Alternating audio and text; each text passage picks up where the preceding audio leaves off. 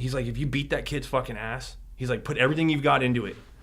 I don't care what happens, you will not be in trouble. Yeah. And sure enough, I went to school, that kid came up to me, Theo, little motherfucker. If I ever say that, dude, I will fucking shit in his mouth, dude. Fuck that. Sorry. I just hate that. I still hate that motherfucker to this day. Yeah. He's a little fucking worm. What's dude. his name? Theo fucking, I forget what his last name is. Fuck you, right? Theo. Are we on? Yeah, you're on. Okay. Yeah, so you're anyhow. live.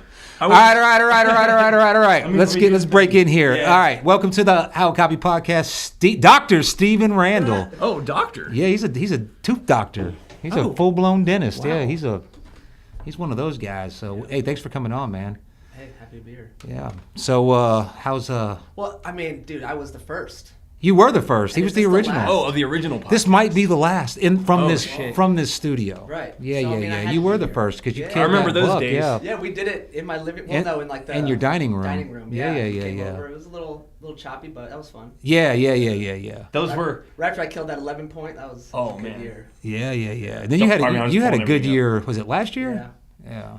With a gun though. Yeah, I know. But a lot's changed though. You moved. You got out of the army. Yep. You moved? Oh, you just recently? Yeah. Nice, just man. recently. Congrats. Yeah. Welcome to the club. I know, right? Feels I didn't good. retire though. I got no disability, so it's not Why don't you got a great. disability? Have you gone through the VA system yet? I wasn't coached properly. You get it. Look, I waited 14 years. Yeah. Yeah, you can go. I'm gonna tell you straight up, bro. Like you may feel. Seriously. How long were you in for? 4 years. Okay, still. I don't care if you were in for 20 seconds. All right. Yeah.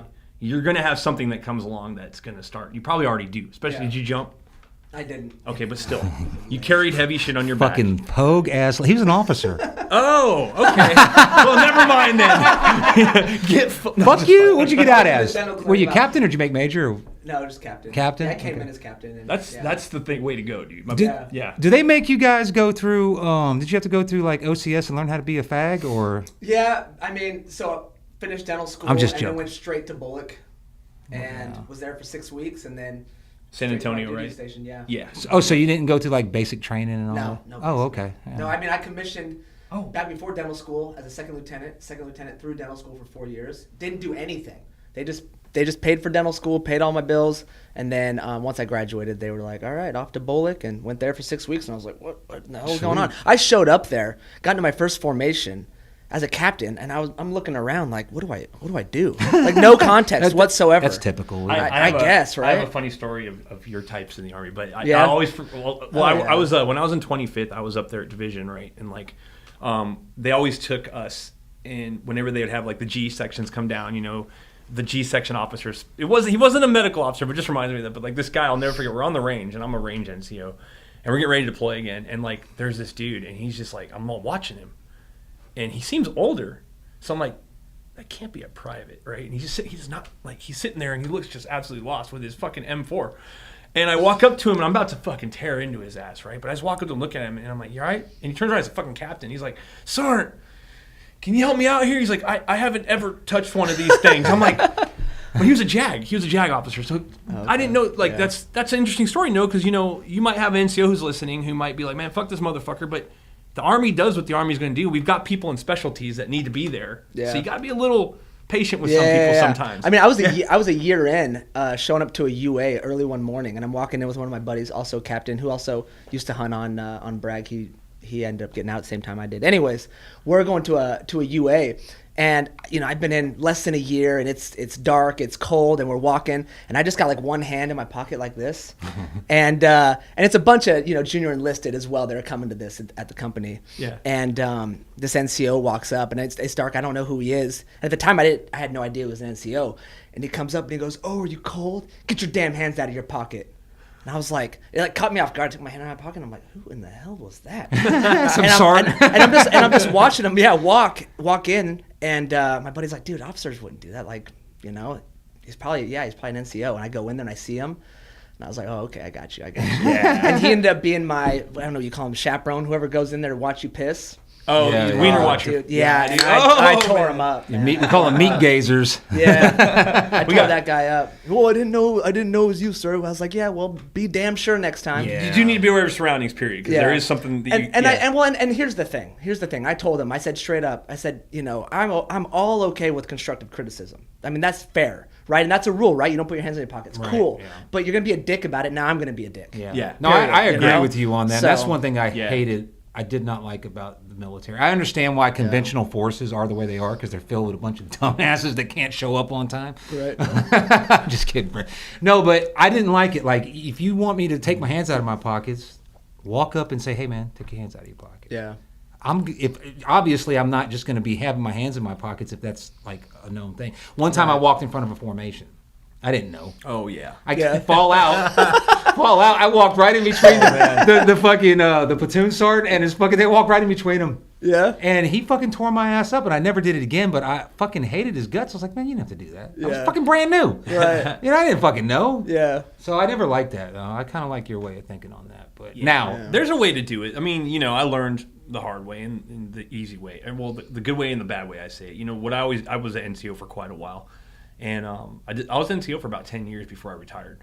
But just, there's a good way to be a leader and there's a way to not be a leader. And I think you got to be tactful. You can't just go be a douchebag. Because, I get it. Because, if you've been a squad leader, any kind of leader, the Army is a place where the guy who doesn't know how to take a shower exists. Yeah. And that's a known thing. Yeah. So I met lots of them. Yeah. Guys, you soldiers don't brush your teeth. Goodness gracious. You got to hold some, and sometimes people need, and you also get the guys who've never been told no in their life. We had one guy, he was a good soldier, but he was definitely, his parents were politicians. And he definitely came in there and he was like, I don't got to do this shit, I don't fucking, he had that attitude. Yeah, it was rough for him, huh? Whenever a fucking detail would come along, he would go pretend to do something and he'd walk off, and it's like, so you got to break that, but still there's a way to do it tactfully. Yeah. Tact is everything. Yeah. But just tuning in, I got to do the whole spiel. Yeah. Welcome to How Cocky. That could be that too. How Cocky Podcast. We got Steve Randall here and we have 15 people online already. 15? Yeah, man. We're picking up, dude. I'm telling you. So we're getting good. And it's probably going to die because how is this going to work mobile, Yeah. We're going to try it. We're going to make it work, but it's just like the connections usually, and you're going to have some shit internet. No, I'm going to have better internet than you got. Yeah? Okay, we'll see. So look at it like this. When a new country develops, they don't have to all right, so in the United States, they roll out, say, 2G, and they spend $1 billion on it. Bitch, you're not getting 3G until they get a return on their investment. Yeah. When I came back from the Philippines in 2000, I already had a digital cell phone, and you guys were still on analog back here. Mm-hmm. And I was looking for a digital cell phone. They were like, a what? And so it was explained to me then that that's the reason. They have to make their money back. So I'm probably going to... But 5G sucks. 5G is everywhere, and I don't know if you've noticed, but 5G... My shit's slower since I've gone to 5G. Yeah. Man. I can't even fucking stream porn when I'm damn hunting anymore. I used to get wait, do we have to watch what we talk about? What you want? Oh, okay. Oh, sorry. Yeah. No, y'all from Utah, man. Maybe some people watching. No, I don't want you to get kicked out of your community or nothing. So I think you're hilarious. We got comments. Sorry, William the Deerslayer Ward says the teacher is here. Oh. So I guess you're Guillermo. Quite a legend. Oh, is that Guillermo? That's Guillermo. Oh, yeah. No, so anyway, man, let's get back to you. So you moved back to Wyoming, Utah? Utah. Yeah. Yeah, you weren't even there long. Yeah, I was there for 4 months. I took a job. It had potential. It just didn't pan out. And I kind of saw the writing was on the wall. After a few months, I was like, man, I'm gonna get stuck. And it's expensive out there. Mm-hmm. So I just had to talk with my wife, and I was like, hey, this is what our life looks like in North Carolina. Here's what it's gonna look like here moving forward. It could get better. It may not. And we just made the tough decision. So. Hell yeah! Did hunting Fort Bragg have anything to do with it? I mean, that definitely helps. Y'all hear it from the person who's. I mean, Utah. When I picture Utah, I picture badass stock hunting. Oh, it's great. And while I was there, I went on a mule deer hunt with a friend. He got one. That was a lot of fun. I went on a spike and cow elk hunt. So I was out there. Yeah, I mean, hiking and it's a lot of fun. But you still prefer hunting Fort Bragg? I mean.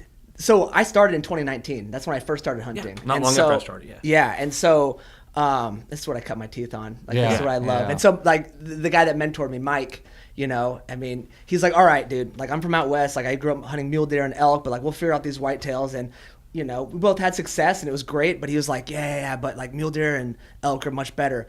And I mean, I see the draw, right? They are pretty awesome animals. And it's really fun, that style of hunting.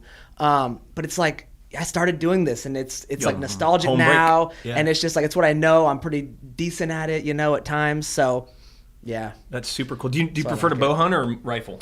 Yeah, so my very first season, I was like just completely dedicated to the bow. Shot my first buck, shot him in the heart. He ran 20 yards and piled up. And I was hooked. And so I kept bow hunting. And then I was hunting in one of the NTAs, and it was rifle, and I had my bow, and this big, massive 10-pointer, he's like, starts working a scrape. And I didn't even know I was on a scrape. Okay, so I just got up this tree. I was like, I'm going to get close to the thick stuff because that's what they say to do. Yeah. And this guy comes running. I hear him grunt, and he comes running in, and he's at the scrape, and he's 30 yards away. He's, rubbing his antlers, rubbing his eyes in it, and, paw on the ground and everything. But there's some branches in the way. I can't take the shot. And then he comes out, and he's heading towards my tree, like right at it. And I draw back, and I'm like, Meh. And I guess I did it too loud, and he took off. And I was like, bastard. And I mean, just seeing him run away, I was like, "Yeah, I'm going to get a rifle." So I went down to Field and Stream, bought a 7mm Remington mag, took it over to Guns Plus, sighted in at 25 meters. Yeah. Yep. And then the very first gun hunt, because I had one buck tag left. Very first gun hunt, I just went to that same area. I just backed up a little bit. I was like, okay, I got a more effective range. And I get up my tree, and I'm sitting there holding the rifle. I'm like, what is this? Okay, whatever, And I'm sitting there. As soon as freaking light hits, it was a little 5-point. He comes walking through. I was like, holy shit. Take my head. You're doing pretty good for a beginner. Yeah. I mean, my first year, it was wild. It was wild. I'd take my ear pro, which I had on at the time, which I don't do that anymore. Oh, yeah. And I put it over my ears, and I was like, all right, here we go. Boom. Just dropped him. I was like, that was awesome. Yeah. So I mean, I prefer to bow hunt, but, I'm at that point where, I've only killed like 3 nice bucks. Yeah. And to me, I'd rather get the buck than watch him walk away with me having my bow. Absolutely. I mean, if I could, obviously when I do shoot a giant with my bow, that's going to be super satisfying. But for now, I'm at that phase where I'm like, let's just get some more big bucks down. Yeah, and I mean, I still hunt a bunch with my bow, and I'm trying to get a nice buck with it, but... I do the same, man. I'm committed to the bow, especially this year. I went all in. I'm fucking not even getting a full season. I tried every saddle. I probably dropped about $2,000. Got a new bow. Yeah. But as soon as rifle opens up, and I went that one time, bow hunting's stressful. You got to get close enough. You've got to be quiet. You've got to be still. You got all the wind you got to worry about. With a rifle, you can get about 40 yards off of the hunt area. You can kick back. You can kind of get high in the tree. Not high, but you can get higher up in the tree. I mean, you can get high in the tree. That's good hunting if you like to smoke weed, but. And then, he comes out and just dust him. You can just dust him. Yeah. You're a popular dude, so we already got people hitting up the chat. Okay. We got more people tuning in, but we got a couple questions, actually. It's probably my friends trolling. But it's legit stuff. Yeah. Okay, let's go. So we got a guy, Curtis Bailey, who's first... Is that him? No. He says, can y'all talk about bow hunting and the intricacies of it with shot placement and body position, such from saddles? He's a first-year bow hunter, and he knows there's things that we know that he doesn't know that we know. I can't speak on saddle. I can give some points on my experience with bow hunting. I've had pretty good shots, but you guys have been saddle hunting. Have you been primarily saddle hunting? Yeah, so I used to climber my very first year, and then I switched to the saddle after that. So I've been saddle hunting for 3 years. Yeah. And I'll say, like, the beginning of the season, I love going out there looking for does. I mean, I don't know. Shooting a doe with my bow is still a huge thrill. Yeah. So I love it. And I got one, a couple weeks ago? 2 weeks ago. So his question was what, shot placement? Just what? What's your the intricacy, like from a saddle? Like what's issues you may run into? What's important? Yeah. Well, first things first. If you're new to saddle hunting, once you get up your tree, and especially when it's like hours before prime time or when you're expecting deer, you should be drawing that bow. You should be pre-ranging. And then also, imagining, okay, if a deer comes out of there, how am I going to do this? How am I going to get my bow off the hanger, move to that position? Yes. I'd say half of my kills, and I mean, I think since I don't know exactly, but between does and I've killed some bucks too with my bow, I don't know, 10 or 12, something like that. But I'd say half of them have been weak side, right? So the tree's here. Always. So instead of here, and I set up, and then I'm just like, you're supposed to come from here, but whatever. Yeah. So then, you got to practice that. Grab your bow.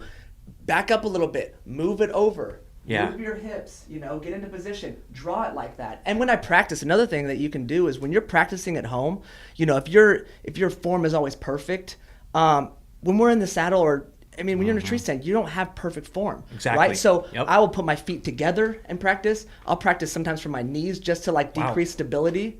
Train as you and fight. I've even exactly. I've That's even good, like yeah. twisted to where like if I'm my target's back here, I'll face this way, draw my bow and twist, just to kind of replicate what it's going to be like. Dude, so just practicing those types of scenarios is super helpful. And I've noticed over these last 4 years, I've just gotten so much more comfortable because you guys know, in the moment of truth with a bow, it's a million correct decisions that you have to make. And if you screw one up, you're done, right? So it's just become a lot more automatic where I see a deer and it's like, okay, either if I already know the range or I'm going to get a range, I'm comfortable with it. I'm not clunky. I'm not banging my carabiner. I remember in the beginning it was like clunking things, deer running off. It's like, no, none of that's happening now because, you become more accustomed to it. And so I think the last thing I'll say, you guys can, I've been talking a lot. No, you're great. You're the guest. Yep.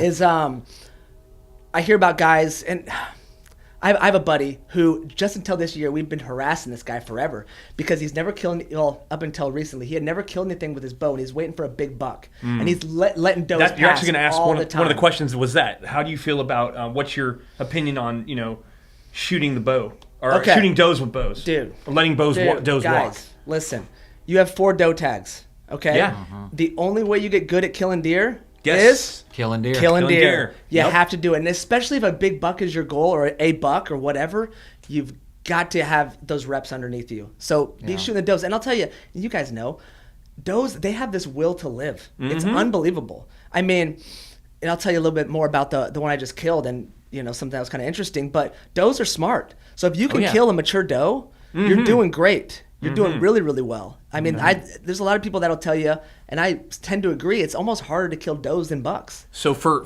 new hunters, because we got a lot, we're picking up a lot of new traffic at Bragg this year. Bragg, I'm fucking Liberty, whatever. It's Bragg. It's Bragg. It's Bragg. Anyways, it doesn't matter. Yeah. What is a mature doe for the new guys out there? Because, I would say anywhere past 3 years, to be honest. Yeah. Especially on 3.5. Bragg. 3-4 years. Yep. So, They act a little different. they do. Yeah. I killed I think Randy got a 9-year-old last season. last Yep. year. So last season I got a 6.5-year-old, That's this year I got a 3.5. That's smart. I got a Animal 5.5.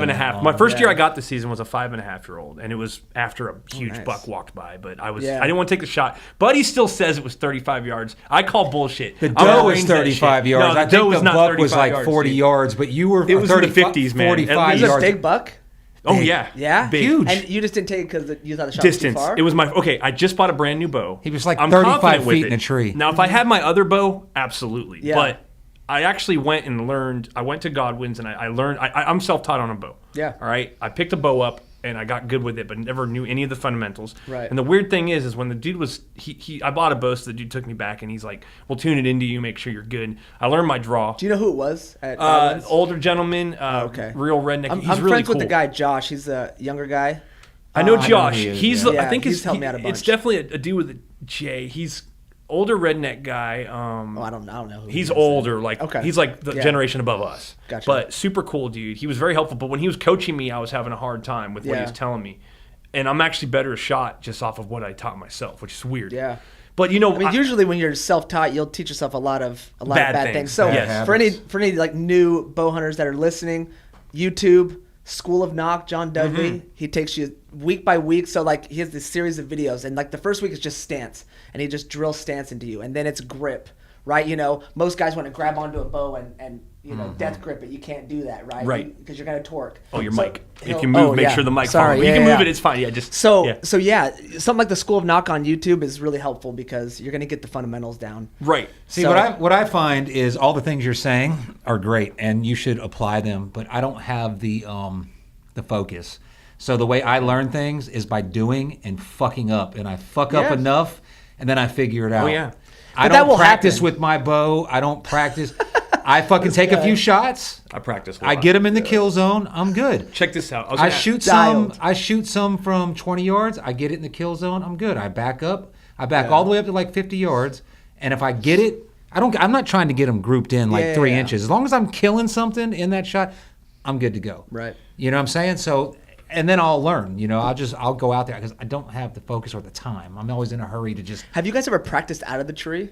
Yes. You got to do that with a friend. To like Yeah, go that's where I retrieve your learned how to. You arrows gotta and throw them up. You and gotta whatnot. you gotta aim low because I Yeah. shot over a bunch of deer from 20 yards, and Yeah. that's when I learned I was too high. So I learned all this stuff, when I first got my saddle, I went in my backyard and I'm like, all right, this is gonna be cool. And I brought my little quiver up there, right over, like this far over. Yeah. Then I learned, lower that damn peep sight down to like almost like you're trying to shave her stomach or its stomach, and then it would go dead center. For you. That's what when I had that doe come, I had the buck go by, and he was far, man. I just regret not taking the shot. That's the one thing. How big are we talking? I want to know details. He's a big boy. 130, 140. Yeah. No, really? Yeah. 10 point? Oh, at least. Yeah. He's an 8. So he's big. dude, a 148. I'll show you the picture. Huge. Let me tell you something. Maybe a 120. I'm not good at that, but I'm gonna tell you when you see the picture. Yeah. His head's down here, and the tip of his antlers way up. And they're forward. And he has a huge. The funny thing is I walked Buddy over to his licking branch afterwards, and I pointed to him. Buddy's like, I mean, this is not fucking around. Buddy's like, damn. He was licking that without getting up on his hind legs. I'm like, it's pretty high. He was sitting there just putting his head straight up licking it. And but anyways, I've got the deer on cam. He's big deer. Okay, I want to see it. I'm gonna tell y'all right now. All right, I sent it to you. What already. you said, you called it. Okay. You called it earlier. I had basically a textbook version of what you said earlier about they never come from your comfortable side ever. I had this monster come in, and I talk about this every time. Just kind of want to beat into people's heads. And ever since then, I've done stuff to make sure that I will never have that screw up again. Because I even got a little cocky. I'm like, oh, here it comes. I'm going to be the hero of the day. Here comes that fucking awesome buck. I'm going to shoot him because he's coming right in. It's an easy shot. And it was my movement now that I think about it that probably spooked him. Because those mature bucks, like last guy that was here, Skipper said, dude, they know. They know that you're there. Yeah. One little thing you do is going to, they're just coming in because they're curious or whatever. This goes back to like all the little details, right? Yeah. So you're grabbing your bow, you're trying to get a range, making sure that his head's down when you're doing these little movements. Like, I mean, you really can't afford to mess too much up. I had that scenario.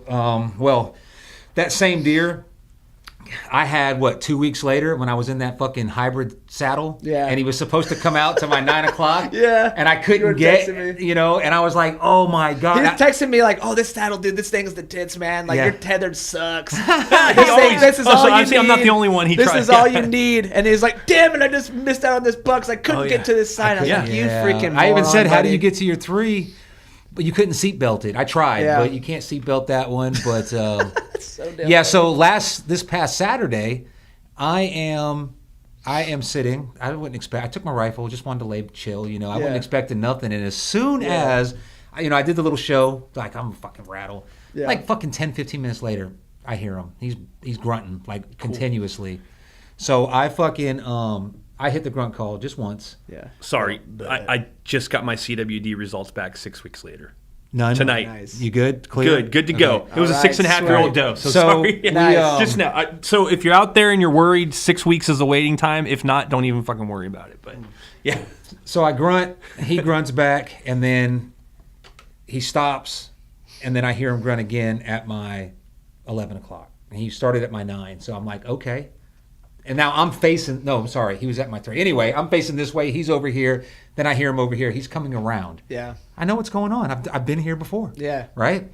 So I'm watching, and I can see this little bowl that I'm in. I'm facing up this way, but I can see he's got to come out right here. He's not going to come out behind me, there's a fire break back there. So I'm sitting there, and I'm fucking ready, and he grunts again, and I shut up. I didn't say anything. And I wait, and what feels like an hour goes by. It's only like 15, 20 minutes. I'm like, fuck, man. I guess you just don't want none of my milkshake. So I put my rifle down, and I do my fucking check, 360. I don't see any deer, because this happened to me last year when we were hunting in that area. I didn't see nothing, so I take the doe bleed out, and I hit it. And as soon as I do, the can. As soon as I do, I see out the peripheral. I think like a fucking rabbit. The first thing that went through my mind was a rabbit because it was white. Fucking white rabbits in the wild.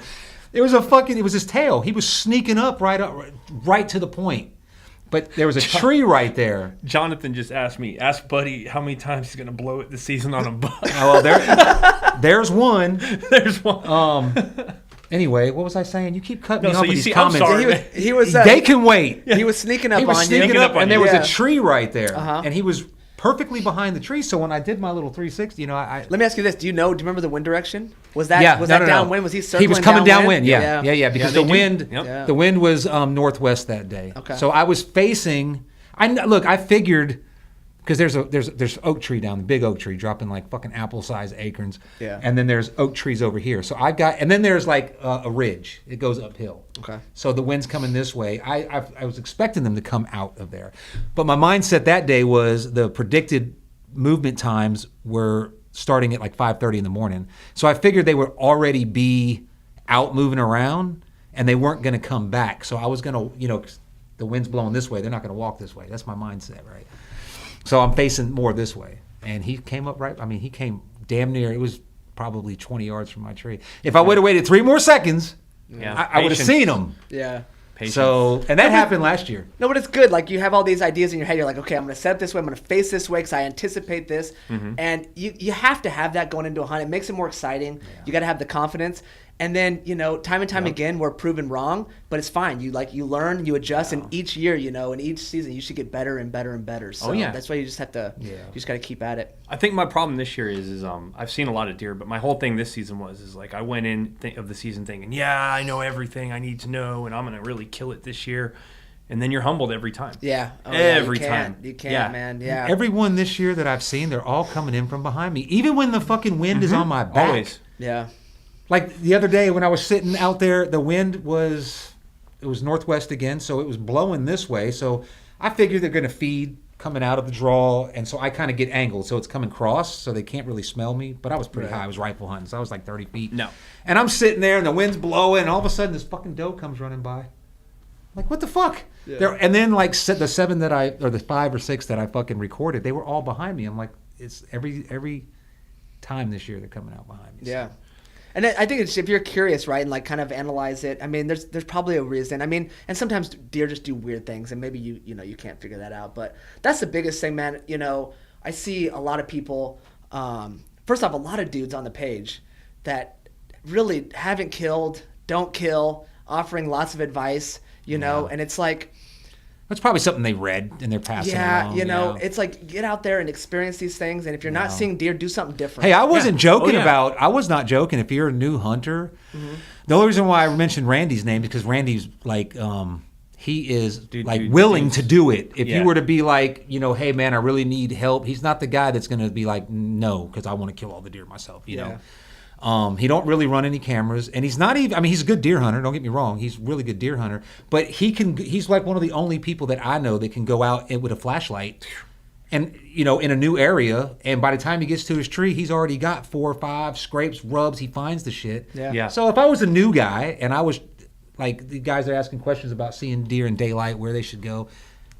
If I would pay them, I'd spend $200, and I'd be like, yo, come out to my area. This is where I like to hunt. Yeah. You get an area you like, you go there, and tell me where to go. And he would come out there and do it. That's definitely one way to go about it. I think, for me, I'm just like very competitive with myself. And I think first things first, when you're on your hunting journey, you're a new hunter, focus on yourself in the sense of don't compare yourself to others and their success. Just try to get better each year. So be curious, get out there, walk around. That's hard to do if you're competitive, though, because you want to be the best. Yeah, but you got a guy's been hunting 30 years, and you're trying to come in like with 5-6 years experience. You want to get there. But who, like their first couple years gets it figured out? Nobody, right? I don't know. You did pretty good. Like you were saying, I mean, I did, but I'll tell you what, 2019, a lot of trial and I did great, and I went into that next year, my year 2, thinking I knew what I was doing, and I got humbled really quick. Oh yeah, I got hyper focused on doing like you and messing with saddles and caring too much about gear instead of getting out there and like learning more about deer behavior. Yeah. So just getting out there and being curious, right? Like consume the content, listen to the podcasts, watch the YouTube videos, and then get out there and apply it. I mean, Bragg's tough, and that's the other thing. It is. If you're starting out on Bragg, gosh, it's tough. But it's kind of like surfing Wilmington. If you learn how to surf on the East Coast here, you can go anywhere. You can go anywhere because you have to work so hard to get waves out here. But that's what makes Bragg so great. That's what makes Bragg good. It's like when you kill a doe, you're like, that is sick. Yeah. Well, you said in a conversation, when you see a deer, you're stoked. Mm-hmm. We were on our podcast when we were talking about the high fence deer, and I said, let's. Yeah. Brendan's like, I'm not going. I'm not. That's just me. He had a freaking good point about that. He was like, look, if you pay for me to go, I'm gonna go. going to go 100%.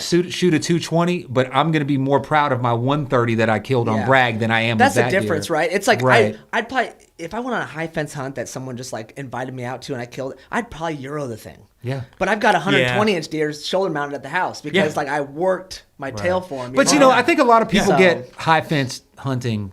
They don't know enough about it to make a determination. In a lot of cases where there's high fence, it's still like a fair chase. You're still it's 2,000 acres fenced in. Deer is you know what I'm saying? It's not like now there may be some where they put them in a cage and you just walk out and shoot them. I don't know. Or they know that fucking Bucky's going to be here at 9 o'clock. Feeder, exactly. Yeah, they set off the feeder. They probably the feeder going, they do have those. But now and that is lame. But people do that on their own private property. Yeah. Oh, absolutely. That's what's funny. You guys ever go to the Dixie Deer Classic? Have you guys gone to that? I haven't gone yet. I want to go. You got to go. It's, Yeah. it's a lot of When fun. is I mean, it's a lot of outfitters and It's whatnot. after hunting season though, right? Yeah. It's Is it in March? Greensboro? It's in March in Raleigh at Raleigh, the fairgrounds. okay. Oh, sweet. I love the Yeah, fairgrounds, every yeah. year, and it's fun. There's a lot of outfitters, a lot of people trying to sell high fence hunts and stuff like that. Yeah. But they have like Pope and Young, Boone and Crockett scorers there, so you could take your deer there to get scored. So a lot of people bring their deer, and so you'll see a ton of taxidermy. It's just a fun atmosphere. I'm gonna bring just just for the stick hell of around it. for the day. Yeah. Get some fair food. It's fun. Yeah. But Network. Yeah, and network. But it's funny because you roll up and you'll see some dude. He's like 5'8", 300 pounds, and he's got a 160-inch deer. Of You're course. just like, Yeah, bro. Yeah. we know where you got that, boy. You didn't hike a mile, but that's all right. But hey, listen, at the same time, I'm teasing.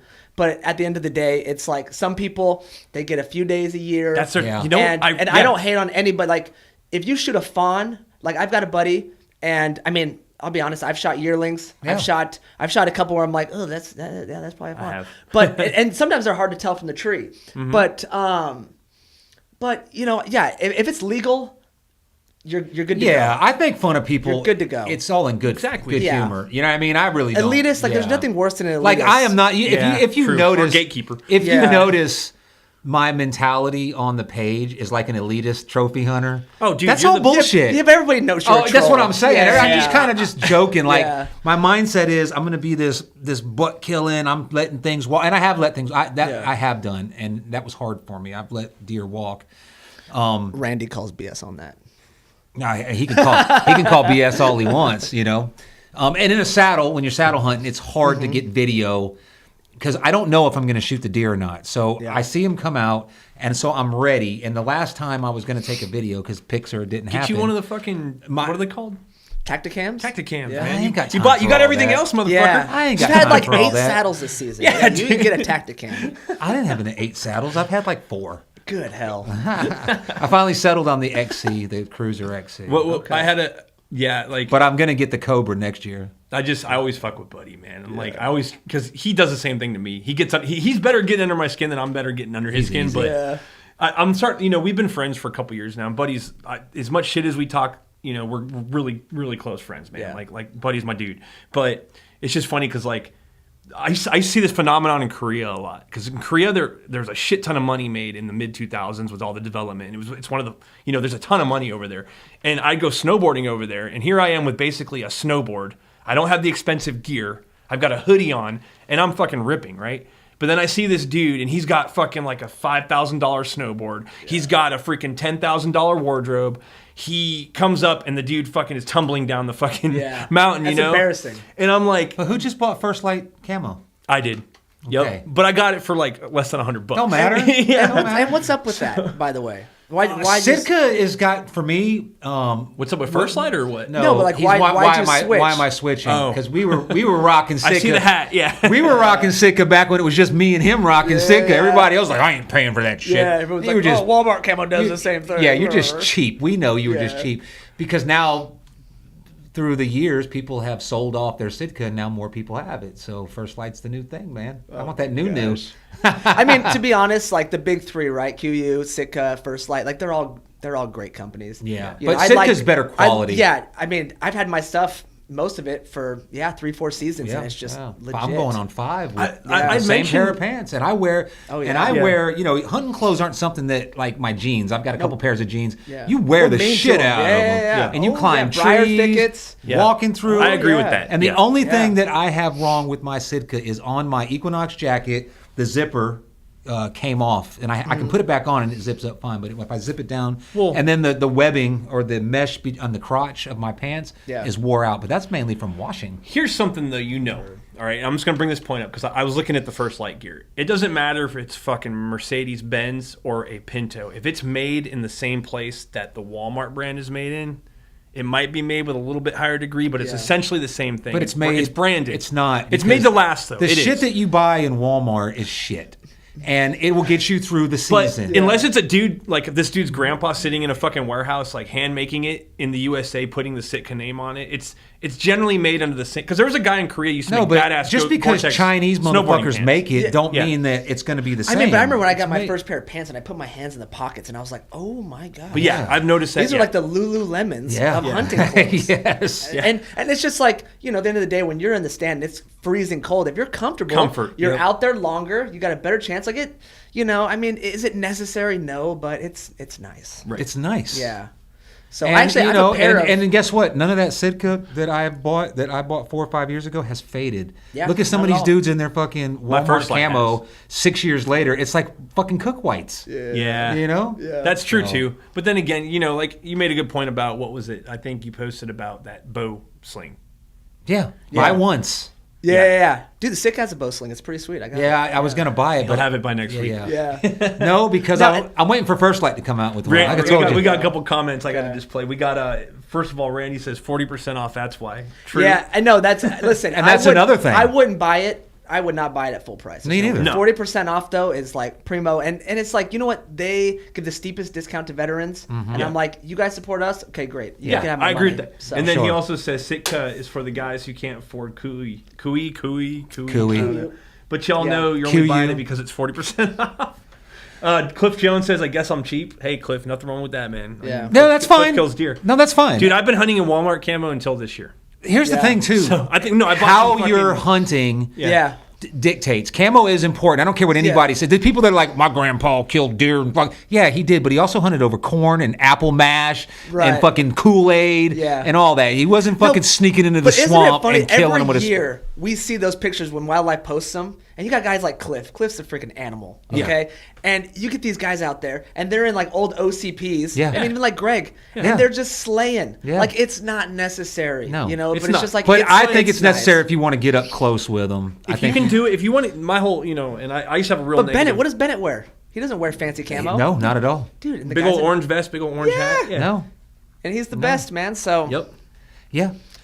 So again, I'm not going to say that it's special. It comes down to when people give me shit about it. It's because sometimes I just go to an academy because I'm bored and I don't even need anything. But I like that I want to get something. You know how many fucking Yeti bottles and fucking coolers? I've got Yeti coolers. I probably got like fucking 10 Yeti coolers. Sitka hunters let does walk. That's a good one. Yeah, I let does walk. Oh, I don't. Yeah. I don't, because I'm going to be ready for that freaking giant buck. I had a different mentality. Now, between now and November 19th, which will be my last day of hunting, everything dies. Yeah. Everything dies. Unless I'm in a buck only area hunting with a rifle, but if I'm hunting with a bow, everything's going to fucking die. Just on a serious note, but I don't want to get too deep into it. When you said everything dies, that incident that just happened. Yeah, man. I saw that link you posted. I didn't see any details, but... the deets are... It sounds to me, if I'm guessing... Don't put anything out here if the family doesn't want... I saw the news release. The family doesn't want... Well, it's public. It's news, and this is a hunt and talk show. I'm guessing that they were probably running dogs. Because he said it was double aught. So it was someone on the ground. Okay, it wasn't in a tree stand or anything. And I'm going to tell you what... I don't know for sure, but they... Yeah. He was shot with double aught. We know that. Yeah. And he was hunting on private property. Yeah. And I haven't looked at the area they were in. He's from Fayette, but he wasn't hunting. I didn't want to switch it to something grim, but I do want to, because like I said, we have a lot of new hunters, and we have a lot of people on Bragg who are not there's a lot of craziness that goes on out there of non-hunters. But I just want to for the new hunters, just reiterate. 100 times, like, don't know your target. Know what your you're target. shooting at. Know what's behind your target. I don't think that this was like. But we can't. This speculate. don't seem like, and I have to speculate because they didn't give us a whole lot of knowledge or details. But look at the area that they're hunting is, dog hunt. Like if it's out east, if you don't dog hunt, land, you correct? ain't gonna see he's on private. Oh, private. It's a club. Fuck. Yeah. And dog hunters get shot all the time. Sometimes they get peppered. Yeah. Because, think about it. I've done it up in Virginia. Just be safe. You're standing here. You're all on the road, and then deer goes by, and they start shooting, and you hear the freaking buckshot hit, and it's pretty dangerous. Yeah. So, yeah. No, that's wild, man. Yeah, it sucks because he was a young guy. Yeah. I clicked on the link, and it definitely bummed me out. But. Yeah. So if you're out there listening and you're related to this, we're like, seriously, our condolence, man. That's horrible. Like, I read it yesterday, and the smart ass in me was like, orange, but no, that's fucked up. Like, yeah, they didn't say anything. Wildlife probably would have said he wasn't wearing orange or something like that. But no, just like, be safe. That's the biggest thing. I think that's something that we kind of forget. I think safety is number one. You got to know what you're shooting at. But, I don't understand. You see a bush rustling. Yeah. It might be this, it might be that. Until you know what it is, it's just. Let me say this in regards to safety. Do either of you? So you said you saddle hunt, right? No, I'm probably gonna get into it here, just because of my back. Buddy, when you come down from the tree, do you get your tether back out, or do you use your or do you get your lineman's rope out, or do you use your tether to come down? I use the lineman's rope. Okay, so like when I come down, because I'm usually hunting out of pines, I will use my tether. So I'm like always like just freaking, So what do you do? Like there's no So I'll loosen it up, and then I'll come down to like the top of my stick, tighten it up, and then I'm tightening my rope. I've got so you're always tethered. The Kong, and I'm always tight to the tree. But I'm like if I fall, like I'm not falling. When I use sticks, I feel a little bit more safe because it's like a ladder. You got 4 points of contact, right. Which I just have. I just got a pair of sticks today. Yeah. So I'm gonna go back and practice. But I always practice, so that's a whole new thing for me. Yeah. What I do now though is I use that fucking the climbing. I modified the Lone Wolf top, and I climb with it. Now it's a little harder. I had to modify the stand. I tried to do it stock. At like a 40-degree angle, so I had to put the bolt modification so it'll hold it at 50 so you can climb easier. Yeah. And I haven't done it yet, but I'm probably going to test it out tomorrow when I come down. I'm come down on rappel rope on a D-ring. There you go. That's safe right there. Yeah. As long as you know how to use a D-ring. Yeah. Don't just let it out. You're going to go pretty fast, but if you hold it out here, you'll go slow and you don't need sticks. We always hear that story about the guy that falls out of his tree stand or falls down with it and everything, and then he's like down at the base of his tree for like 24 hours until someone finds him. Or paralyzed. Yeah, exactly. I'm petrified of that, so I'm super careful. I'm an idiot, man. This year, every time I've gone out with a harness, I was the dude that, I'll admit it, I don't care. Like, I was like, if I'm in this stand, I'm fine. Or if I'm in this stand, I'm fine. But, dude, I had a close call. It was last season. I always put this out because you got to, like, be safe. Because, like, if you think about self-preservation more than anything out there, you're going to do the right thing. You're going to make a pattern of it. And I was up I had a rough week of surfing and hunting, and this was last season, and I was just exhausted. And I was up in my normal spot, which is a safe spot. It's not too high up, but I was in a hang-on, and I wasn't strapped in. Oh, that's dumb. And I freaking nodded, man. And luckily, I caught myself, dude. Like, I literally grabbed, I fucking almost nodded. Man. That was stupid. But that it won't happen to me mentality. But if you fall out of a summit climber, you're kind of an retarded. idiot. But you shouldn't even be hunting. Still, things can happen. That you see like those videos of the bottom falling out. Yeah. I thought that I was a renegade when my first season using my climber, when I'd go up without being like I always had my harness on but not strapped to the tree, and I'd go all the way up and then I'd clip in. Yeah. I thought that was like, I was like, dude, I'm like probably the only one that does this. And then Buddy was like, no, man, sometimes I go, but I don't even freaking, connect to the tree. And I was like, holy shit. Yeah, fuck that. And I take a shit up there. I got a portable fucking bathroom that I take with me. I ain't climbing down this shit. You out of your mind. Switch gears real quick. Something happened with that doe that I just killed. This was wild. Yeah. So, let's hear about it. So one of the cool things was I get set up. I e-scouted this area. It was in a unit that I always hunt in, but I was like, I'm going to go to a new spot. So I'm looking around the map, and I'm like, ooh, this looks like a nice little oak flat next to this draw. This will work nicely with the wind. Let me go check this out. So I kind of work my way in, see the oak flat. I like it, how everything looks. I get up my tree, and then I'm texting my buddies. I got a couple of different like group chats going. Mm-hmm. And I sent him a picture, and I'm like, if anything happens, it's happening right there. And sure as shit, half an hour later, I look down, the doe's there. let me back up for a second. So one thing that I do, and I don't think anybody else really does this, but so I don't like shooting. I don't shoot does with a rifle, right? So all day I'll shoot them with my bow. But if I go out to an area that's open to rifle, and I'm thinking, okay, there's a chance that there's gonna be a buck maybe a little bit out of range, and I want to be able to touch them from far away. I do what I call a buffet of weapons. So I'll bring out. So I brought out my muzzleloader and my bow. I'm like, that was surf. Oh, nice. Yeah. I don't think you can do that on Fort Bragg. So this is private land that you're talking about, right? Course. Yeah. Okay. Of course. Okay. So, but no, it's a rifle unit. So I'm bringing. Like, if you sign in Fort Bragg, if you I'm sign signed out in, for rifle, then you can't bring a bow. That's what I. No, dude, bullshit. You sure? You can't bring a pistol. 100%. You can't bring a pistol. So I've never brought. We a will rifle confirm into that. a- I didn't say nothing about a pistol, but if you signed out for, let's confirm that. Yeah, that's what I was told when I first started. Downgrade. Yeah, it's you can like always hunt with bow. If rifle's open, I could take my muzzleloader. If but you can't take both. Why not? I don't know. That's what No, you. you sure Of course you can. Okay. Yeah. All right. I'm wrong. Anyways, You can bring both. Can't hunt with both at the same time. I don't So- think. No, that's what he's saying. Oh, no. So I don't know. okay. So you got your bow hanging here and a rifle We'll hanging confirm here. that, but that's a good question because that's a gray area. So until we can confirm it, you're on private land. Okay. Yeah. So I have the muzzleloader ready to go, and just in case a buck comes out, then I see the doe and I'm like, oh.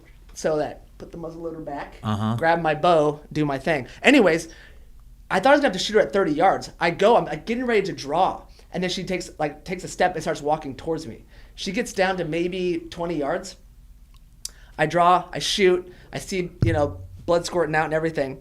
I see her run up about 30, 40 yards, and when deer get they get like the stanky leg, they start wobbling, they kind of spread their legs out a little bit, and I see her tip over, right? So I'm like, sweet. I'm like, I'm over, blood trailing, right? It's too much. So I'm like, sweet. So I turn around, and She didn't go 30. Yeah, I'm getting ready to text my buddies, and I hear something. I look back, she got up and ran off. Oh yeah.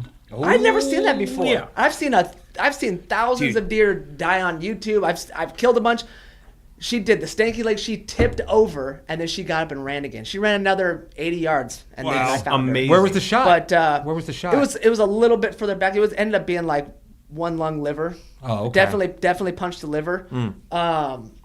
But yeah, it was wild. That's I crazy. couldn't believe that. That's she disheartening actually, too, because you're like, damn, now I gotta track this bitch. Yeah, exactly. I was like, damn, This that's the is- last thing I want to be doing right now. I'll share a shame story of a bad shot, and that's when I was like, I need to get on my shit, and I need to get my first bow kill. All right, ever was a buck, just a small guy. Yeah. And I had been in the area. This is in Louisiana. I'd seen him come down, and I knew it was like clockwork. I was in the bottom of a draw, and I was looking up a ridge. I was looking probably pretty. Like if I'm looking at the top of the ridge, I'm looking up at this high, like where the ceiling is. And I got in there for a week, and every day between 11:30 and noon, swear to God, these deer would come down. Usually it was does. First time I went out, I had a bad release. I bought this little pawn shop special, an old PSC from the 80s. I call it Grandpa Bow. Anyways, nice. I thought I was cool, and I killed a lot of deer with it. But the first time it was a bad release, and the release stuck. I had these fat does right under me, and the release stuck and went. My hand went with the arrow, and the does are down there. And this is right down here. I'm looking at this deer in the eye, and the arrow goes right between them because my hand goes, and I'm like, fuck.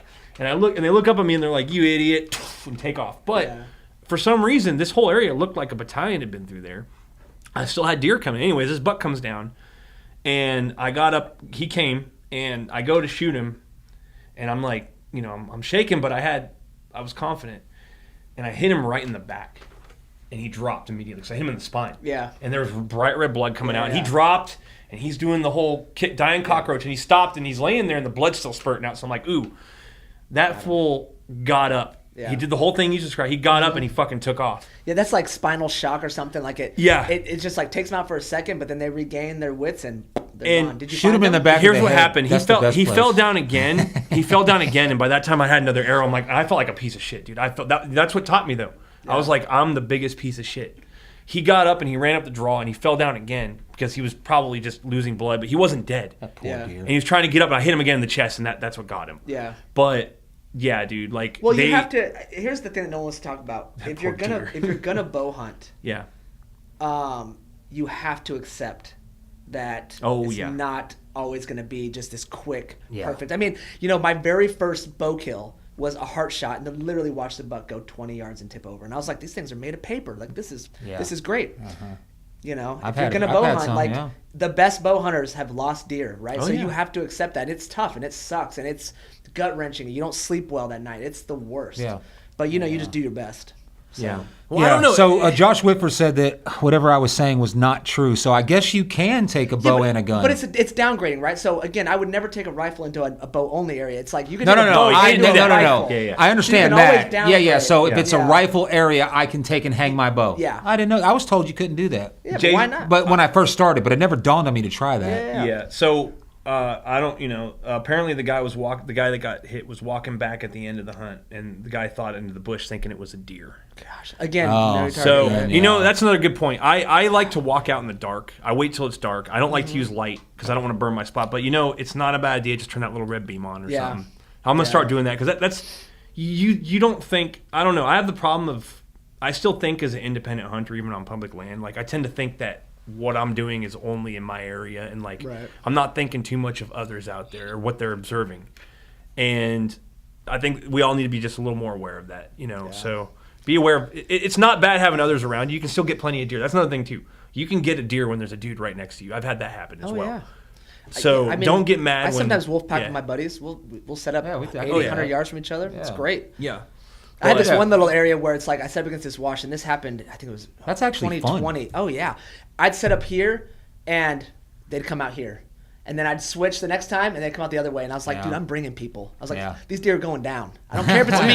Yeah. I'm tired of L-shaped this. ambush, man. yeah. Yeah. These deer are going down. Yeah, me and I Randy get do tired of that. this. Me and Randy do that a lot. We'll go out, we'll Oh. set up here, and he'll be like 150 yards, and then like it's fun because he can text you. Yeah. Like, oh, I hear something's off to Yeah. the right. Oh, So it's great. Yeah. Yeah. Steve, great. I apologize if I'm all over the place. I'm No, kind of you're the good. Jamie of the show. We don't, Yeah. this is all DIY, and we're Pull not it up, we're not Jamie. big ballers, so I'm always going back and forth between stuff. But we Yeah. do like to interact with our audience just to Yeah, make of it course. fun. And nothing's more annoying than when you go on something and the fucking dudes just ignore the comments. Yeah. Like they want you to like, What do we got? subscribe. What do we got, Brendan? I'm with you. We've got so right now, we just got a couple. We just got sarcasm, typical. Yeah, but yeah. there was a good question up here. Oh, about the CWD. No, I had luckily Ray's my buddy. We shot a deer at the same time. We both Mm-hmm. submitted at the same time. We were like first on the board at Bragg with deer. I'm pretty proud of that this year. Yeah. But Yeah, you were early. I think he was number 3. I was number 4 of total deer. Sweet. But so no, I did not get them texted to me, and that's another thing too I wanted to bring up here. Personally, this is my stance on this. All right, North Carolina Wildlife keeps gonna emailing pee. me because they want surveys done. Yeah. And I actually emailed them back being a smartass, and I got a reply. I have a friend who got my results. He's works there, so I appreciate it. I'm not going to put him out there. I don't know if he wants me to put him out there, but Yeah. I really appreciate that if you're listening, brother. You know who you are.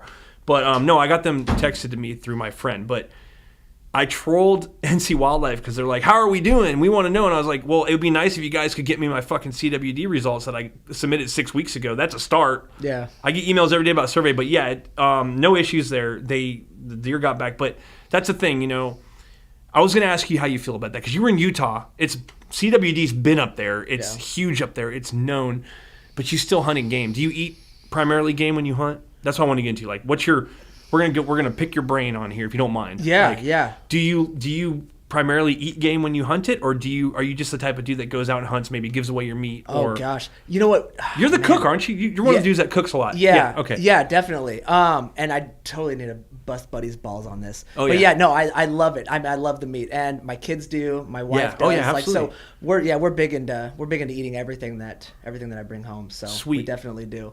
How do you feel about CWD, man? Because Yeah, so I mean, I'm all about the testing, and during like the mandatory period, I'm gonna be honest. I didn't get this doe that I just killed. I didn't get it tested. I didn't submit it for testing. I mean, it's a bummer that it's in North Carolina now, and it's most assuredly gonna come, and be prevalent on Fort Bragg at some point. Yeah. But in terms of safety of eating it, I mean, it has not been shown to have any sort of negative effects when consumed, right? The prions, if you understand kind of what this is a prions medical are. doctor, by the way, y'all. So No, not in this sense. No, but- no, I'm a dentist. A dentist, sorry. Not a medical doctor. But he does understand things that most people probably don't. I understand like scientific literature and things Yeah. like that. So, I don't have a problem when people are like, you know what? Yeah, it has been shown to have any negative effect on humans when consumed, but they don't want to eat it. I mean, Right. it still kind of makes me feel a little, Yeah. And it's like, yeah, do I want to give that to my kids? Probably not. But I mean, have we had any positive tests in Cumberland County. It was in Eastover, near Eastover. The one that actually I talked about it also about. It was actually a deer that was shot on private property. Yeah. But these deer travel, and right. like, so it's one of those things. Like in the future, I'd say in 4 or 5 years from now, like it's gonna be fairly common, I imagine. Right at this point, I feel like it's pretty common in other parts of the country, and they still do. 100%, it is. But yeah, in terms of eating venison, I love it. This guy, I like it. Beef's better. Yeah, I mean, I disagree. Okay, so here's one thing I want to talk about. You can't. The fat. My mind has been blown recently. Okay. Best part of the deer. And like, so I've kind of changed on this, right? I mean, we all love like the hanging tenderloins, backstrap, obviously. I stopped grinding the neck. So the neck, there's a ton of connective tissue there, right? So, guys out there listening, like get a couple of, wild game cookbooks, and, I can suggest some for you if you like. But, yeah, I mean, if you slow cook the neck, it has like all that, like gelatinous, connective tissue breaks down, and it gives it like a silkiness, and it's delicious, right? So a buddy of mine, well, let me back up a little bit. We all know Josh, right? Joshua, I don't want to say his last name. Is it Yount? Y-O-U-N-T. Josh is super cool. Great guy. So he came over to my house. I Euroed his buck last year, and we hung out for a while and just chatted. Awesome dude. And, I kind of talked to him about, like, the culinary aspect of cooking venison and whatnot, and he's obviously the man, right? Like, his pictures and everything's, like, incredible. So it was a nice gesture because I was like, dude, come over, I'll Euro it. I don't care about the money, whatever. And he got me a cookbook called Everyday Venison. So I showed it to another friend of mine who's, like, kind of out there, loves to cook, loves to try new things, like, will eat every part of the deer. This guy's, wild, right? And he had me over for ribs. So deer ribs, venison ribs. Yeah.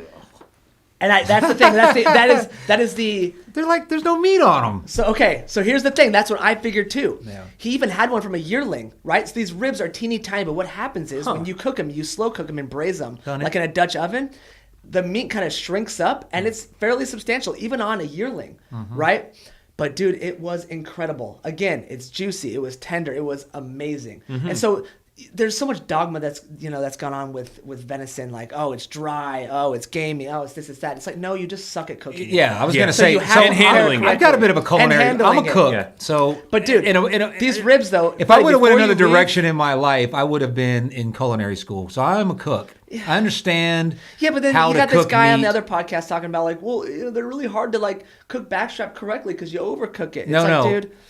What I'm saying is most of the people that I know that cook deer, they don't know how to cook it, and backstrap is one of those things that if you overcook that. Which you can do in a matter of like 30 seconds. Right. It's dry. Which, like I said, it's not 1990 anymore. Everybody, get a sous vide. It's the water immersion. Sous vide is the shit, dude. You cook it perfect every single time. You reverse sear it. Reverse sear, exactly. But there's people out there right now don't know what the fuck a reverse sear is, and let's teach them. They cook their deer meat till it's gray. That's what our purpose is. But anyways, now listen, you're gonna have to follow up with the listeners. I'm gonna have you over. I'm gonna have both you guys over, and we'll make the deer ribs. Yeah. And dude, I've cooked them. They're incredible. And I have cookbooks, and I've cooked deer. I've cooked the neck. Impatient. Yeah. Impatient about what? What are you talking about? No, I'm just fucking. No, I'm a good cook.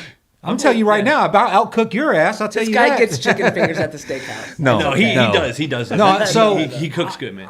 Kidneys. I've cooked every part of the deer like gourmet style. Okay, and deer meat is good, but it's delicate because there's no fat. Right. So once you overcook it, it becomes dry. And a lot of the guys that I know that eat deer, they love it. Yeah.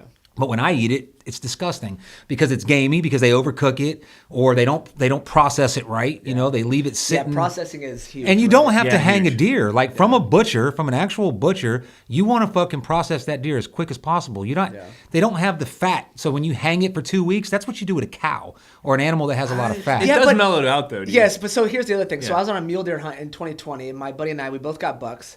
He got his on the last day, and we were flying out the next day, right? So we get this buck. Field dress it, get it back to the house, get it into bags, and he had to throw it immediately into the freezer. We ended up having to grind that whole thing because it was chewy as hell, right? Like, so if you understand kind of what was it, a deer? Yeah, a mule deer.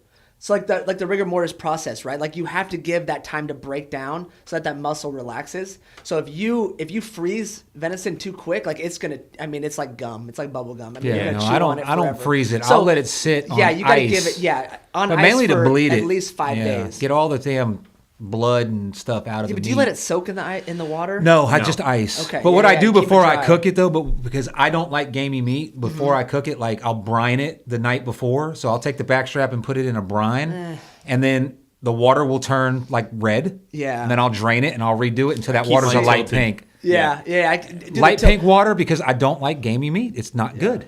Yeah. I mean, if you like it, you like it. But the rest of the world, you know But what I'm that's saying? the thing is I've had people say, "Oh, I've had a bad experience with venison because it was gamey, right?" And then I prepared the backstrap where I didn't brine it; it was bloody, whatever. And they were like, "Damn, this is great." No, I've what done the that fuck too. is, you know? Honestly, though, what even is gamey? I know. I've had beef that tasted like crap because of the way it was handled. Like handled. I mean, So- it's kind of a bullshit term. Yeah. But Gamey, I don't know how I to know what you describe mean. it. You know what it is. Maybe it's if you get like some of that deer tallow that's just gross. Yeah. You get a little bit of that in there. I don't know. Maybe no, that's gamey it, is but- that. Yeah, it's that fucking.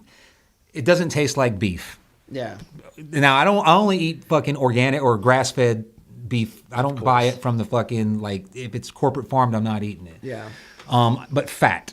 That's the big thing. I like fat, and deer doesn't have. And so, like, do you have a grinder? Do you process your own meat at all? well, I have. I don't anymore. So, like, yeah, I'll go to the Noble Meats, one of the butchers up here, and buy some pork fat. Yeah. And kind of grind that in sometimes to my ground. Or bacon. I use bacon if I do you use it. bacon. Yeah. Carly C's has beef fat that they trim. But here's the thing. If you don't mind buying regular go beef out- fat, Yeah, I don't yeah, mind. You go out and you buy and you kill a deer and you bring it back and it's this fucking steroid-free, no antibiotic, grass-fed creature, and then you go and you buy beef fat from fucking Kinlaws that's been corporately farmed, and then you're just fucking your beef up. Yeah, I mean, okay, so it's 10% not organic. Yeah. But no, but to go back to your No, original it's more than question, 10%. What's the ratio for fucking fat? 30%?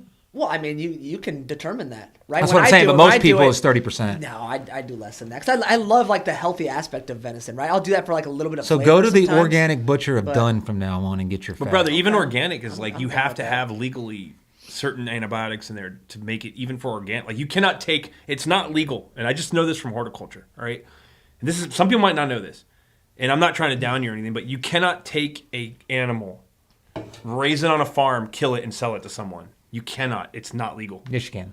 You cannot. You're wrong. Not in a. You cannot. You're wrong. Period. Yeah. You can't. You're wrong. There has to be certain, even organic, like even with organic farming, dude, there's still pesticides. Organic farming has become a fucking racket because Yeah, that's what I'm saying. On the sticker, there's So, numbers on there for like- how many pesticides were used, Yeah. but you're wrong about that. Like you can't unless you're. I mean, you can, like from a store.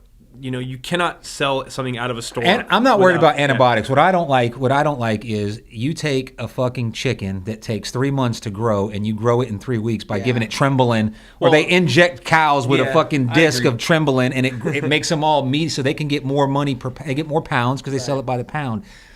If you fucking eat something that has steroids in it, you're eating steroids. It doesn't like die because you cooked it. Yeah. Because we eat Or our not beef great. rare anyway. But I mean, or we're all- medium we're all rare gonna if you die know what anyhow, good so food might is. as well die enjoying life. But yeah, man, I try to fill my tags to A, get better at hunting, and B, because I do like to share it. If there's people that do want it, I will share it. But yeah, we go through a ton at my house. So let's Like, talk we- about yeah. the fucking reverse sear because a lot of people don't know Dude, this. Yeah. Okay, and so it's going to revolutionize your cooking. yeah, so I mean, you can reverse sear. Like you can cook it on a Traeger at like a low temperature. Get that internal How do you temperature. do it? How do you do so yours? I often for a backstrap, I'll do the sous vide, right? So for those that aren't familiar, it's water immersion, right? So you're thinking like, oh gosh, you're boiling it. No, so you put it in a bag. In a bag, yeah. Right? That's And- that's But fancy. don't do this without a sous vide. Yeah, because of you will course. fuck it up. Yeah. So what it is, it's a heating element. And sous vide is like the generic term. You can get them on Amazon. There's a million brands. They're like $60, whatever. So I'll get like a pot, and then it has like a little clamp. You clamp it in there. You put the heating element in there, and what it does is it will maintain that temperature in the water, right? So if you like a medium rare, I'll get it to like 100. I set it to like 132 degrees. Like 135 is medium rare, so I'll get it to 132. The other cool thing about it is if you vacuum seal your meat and you're like, we're going to have dinner in like 4 hours and it's frozen, you just throw it in there and it's just ready. Like you need it. If it's frozen, it needs to be in there, I'd say at least an hour, maybe even 2. If it's not frozen, like it'll be done in like 30 minutes. So, but it's flexible. And the great thing is the water, since it is it stays constant is it doesn't overcook it, right? So it just stays at that 132 degrees. Cool. And then what you do is you get like a nice cast iron pan, get some butter in there, some olive oil, avocado oil. Avocado oil is good because it has a higher smoke point, so you won't you don't blow smoke out your house. Yeah. Or cook it outside. Put your butter in at the last couple of seconds. Exactly. Yeah. And then all you do is once you get it to that desired, if you like medium rare, you get to that 132. You'll sear it for 30 seconds if your pan's really hot. 30 seconds on both sides. Put whatever seasoning you want on it. I'll do that after I take it out of the sous vide or out of the bag. So I'll have this piece of meat that's cooked but hasn't been seared yet. I'll season it, throw my butter down, go ahead and sear 30 seconds, sear for 30 seconds, and then let it rest, so it's not bleeding all over the place. Let it rest for 5-7 minutes. And dude, it's perfect. It's amazing. Every time. Have you ever used beef tallow? I haven't. I've watched use it. like reels and stuff of people you can using caramelize. You caramelize sweet. that sear caramelizes the meat. It's the perfect. So what I do, you probably get that Wagyu tallow, huh? I don't know what that is. I get like Wagyu beef. Yeah. High-end beef. So they sell that tallow, which is like. But where can I buy it? I would use the Wagyu tallow. The deer last year were delicious because the acorn yield, man.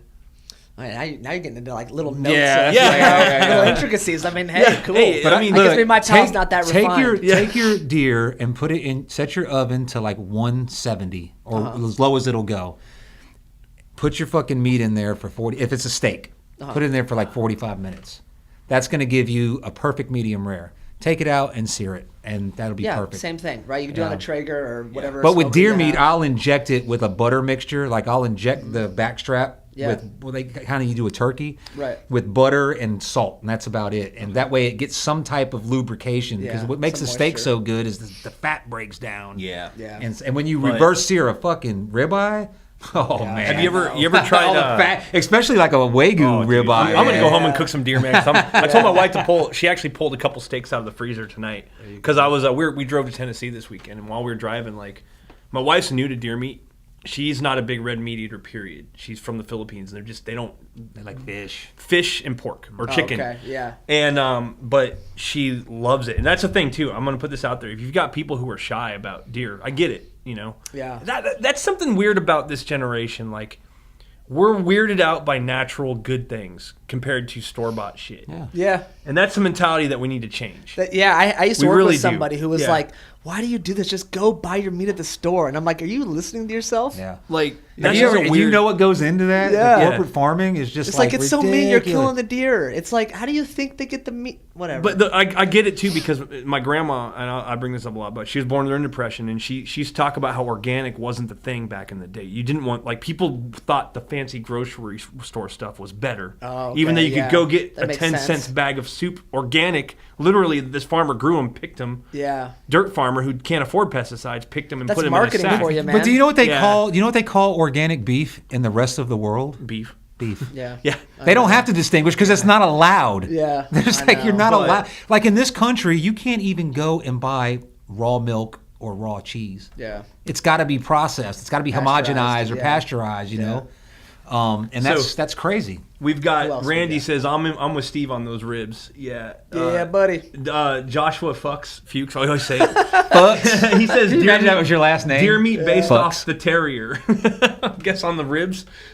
I don't know. I guess what do you say? Deer meat based off the terrier. I don't know what that means. Based off the terrier, like the dog? I guess so. The ribs maybe. Maybe that's what he's talking about. I don't know. Josh, clarify your comment. Yeah, we're gonna need some clarification, Josh. Yeah, but the rib meat to me tasted like I imagine like if an animal rotted in the sun. No, it's good, man. I've tried it. You've said several times you've watched Meat Eater, right? Yeah. A lot of times Steve Rinella, what is he telling you? Yeah, but I don't like the deer liver either. Do you eat the deer liver? Oh, dude. No, I love liver, but I don't like the deer try liver. it, man. Yeah, but he's just like so many of these ribs just get left out, right? And he's cooked them up several times on the show, and it's been great. Yeah. Seriously, best experience ever. What about the pickled? There's a guy in the Andres group that does pickled tongue. He wants all the tongue is tongues. awesome, dude.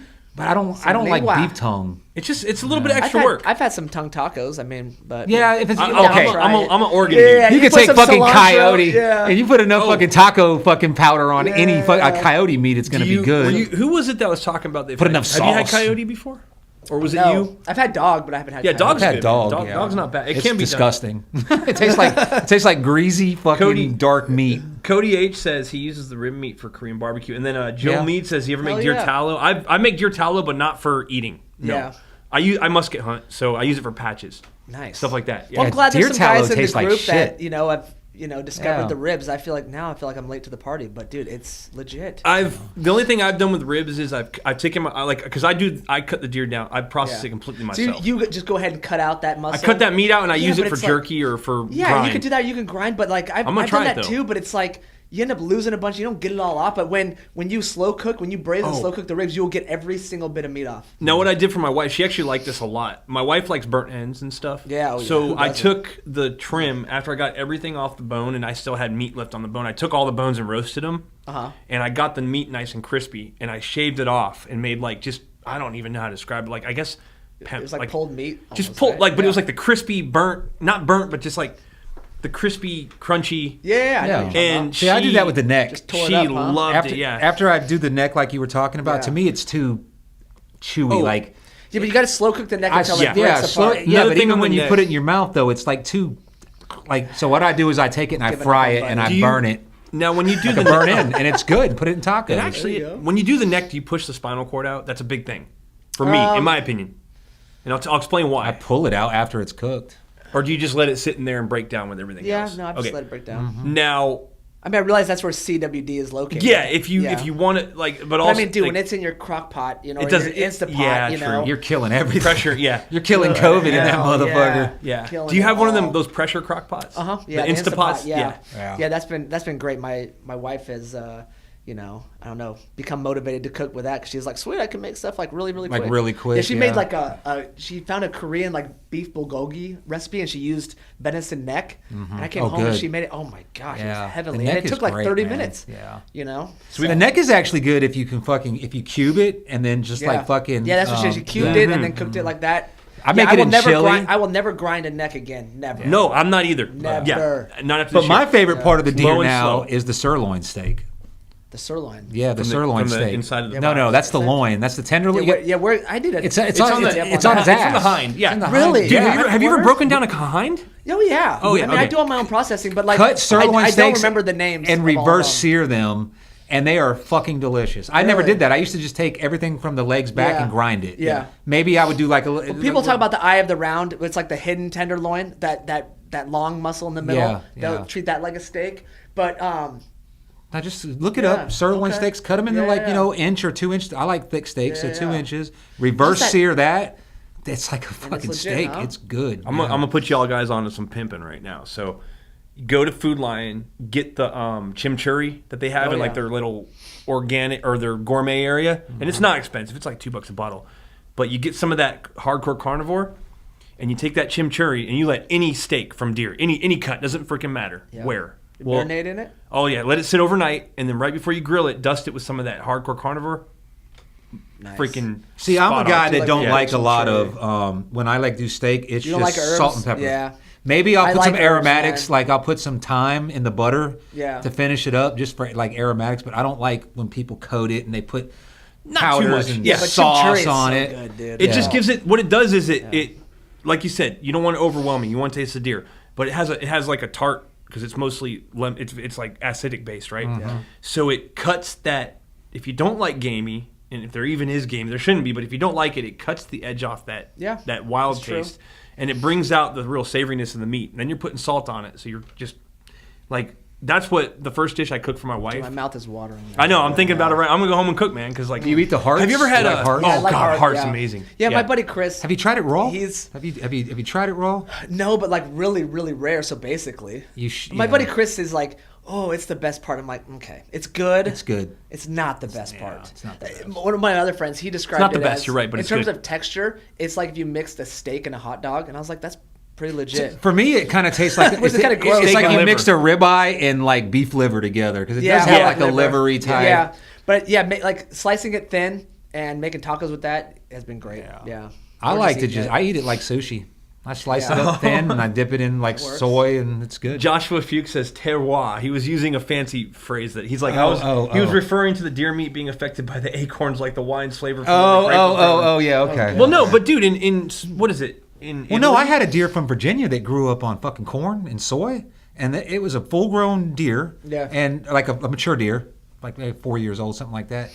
And the meat was like pink, like pork, Whereas here, you get a mature deer, and it's like fucking red, you know? I may sound like an asshole, but dude, like, there's that pork in Italy that only eats acorns. It's a specific pork. I think it's in Italy. It's or Spain or Italy. It's a gourmet pork that they make sounds good. prosciutto out of and shit. But these pork are specifically only allowed to eat. They're wild, but they controlled wild. Acorns. They only eat acorns, and their meat. And dude, I had a deer last year that was marbled, and it was so good, dude. Yeah, because the acorns were really good last year. Yeah, they're good this year.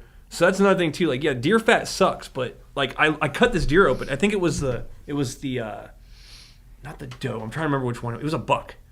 Yeah, it was the big buck I got. I cut this thing open, dude, and it was marbled. And I'm like, I don't know if this is gonna taste. Well, good. you also killed him right at pre-rut, so he was bulked up. He was bulked up, but I mean, he had more fat. Dude, yeah. the acorns do make a difference. Acorns, whatever the hell. Acorns. Acorns. But they do make a difference, man. And you got to think about something like, I'm just trying to put this out there for people who might be skittish about deer. Like, if you're out there in Spain or wherever the hell it is, Italy or Spain, but it's a specific pork, and you can look it up. They let these things specifically eat acorns, and this shit's like fucking $100 a pound. I wouldn't think anybody listening is skittish about deer. We're all Right. deer hunters. But, I don't think we got anybody tuning in. Is like, let me see what these deer hunters are up to. Yeah, that's just. And then I was gonna say about.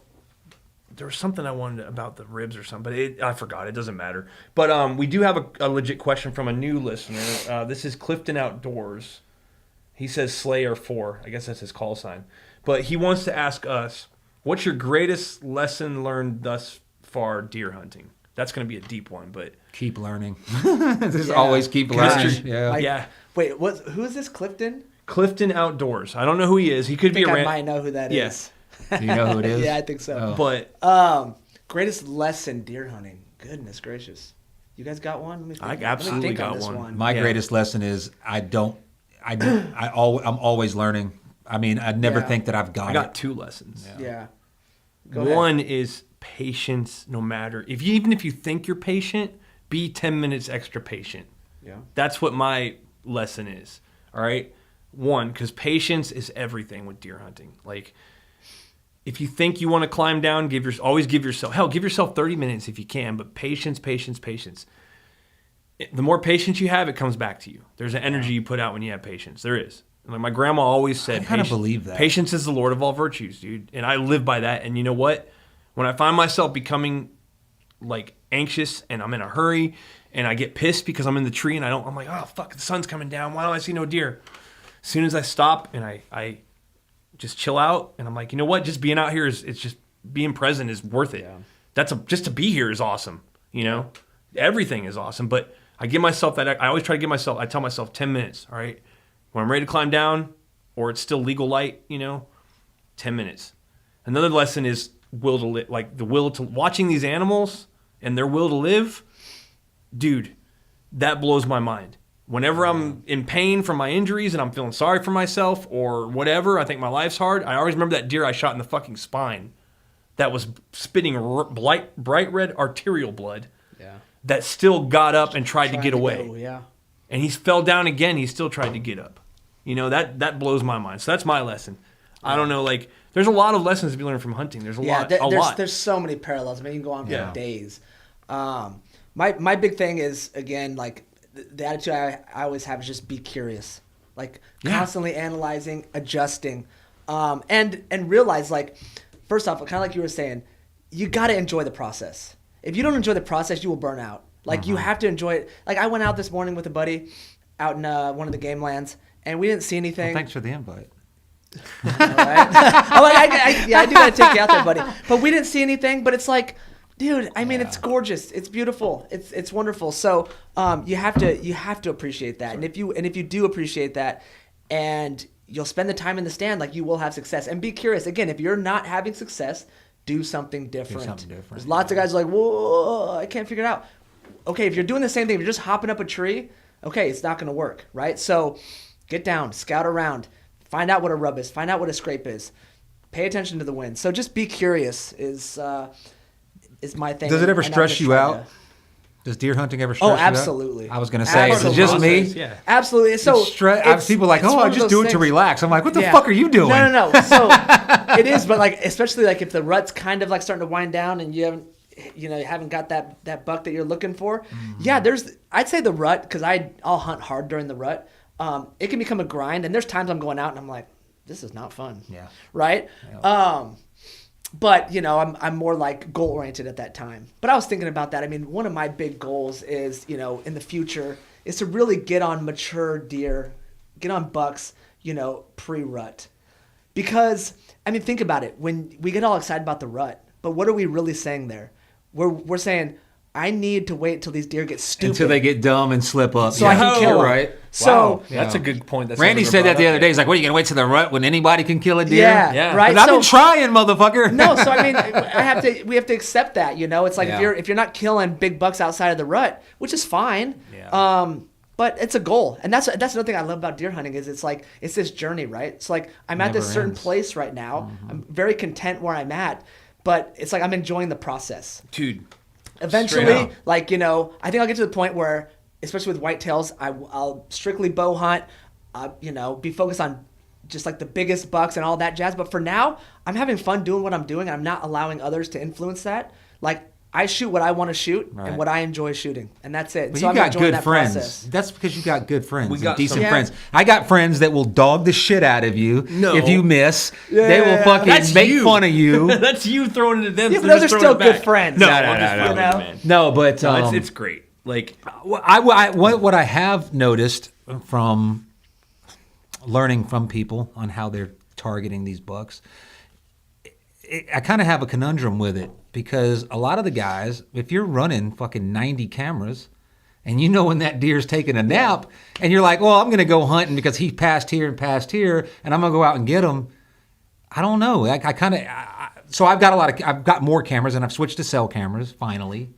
And I'm running them, but I'm kind of like, is that cheating? Well, you have to or is that still a lot of work though? Yeah, you got to find out what's comfortable for you. So for me, okay, if I had 100 plus cameras and I'm switching batteries and I'm paying for all these plans and I'm on my phone 24/7, me personally, not judging whoever does that, that would take the fun out of it, So, find what's comfortable for you.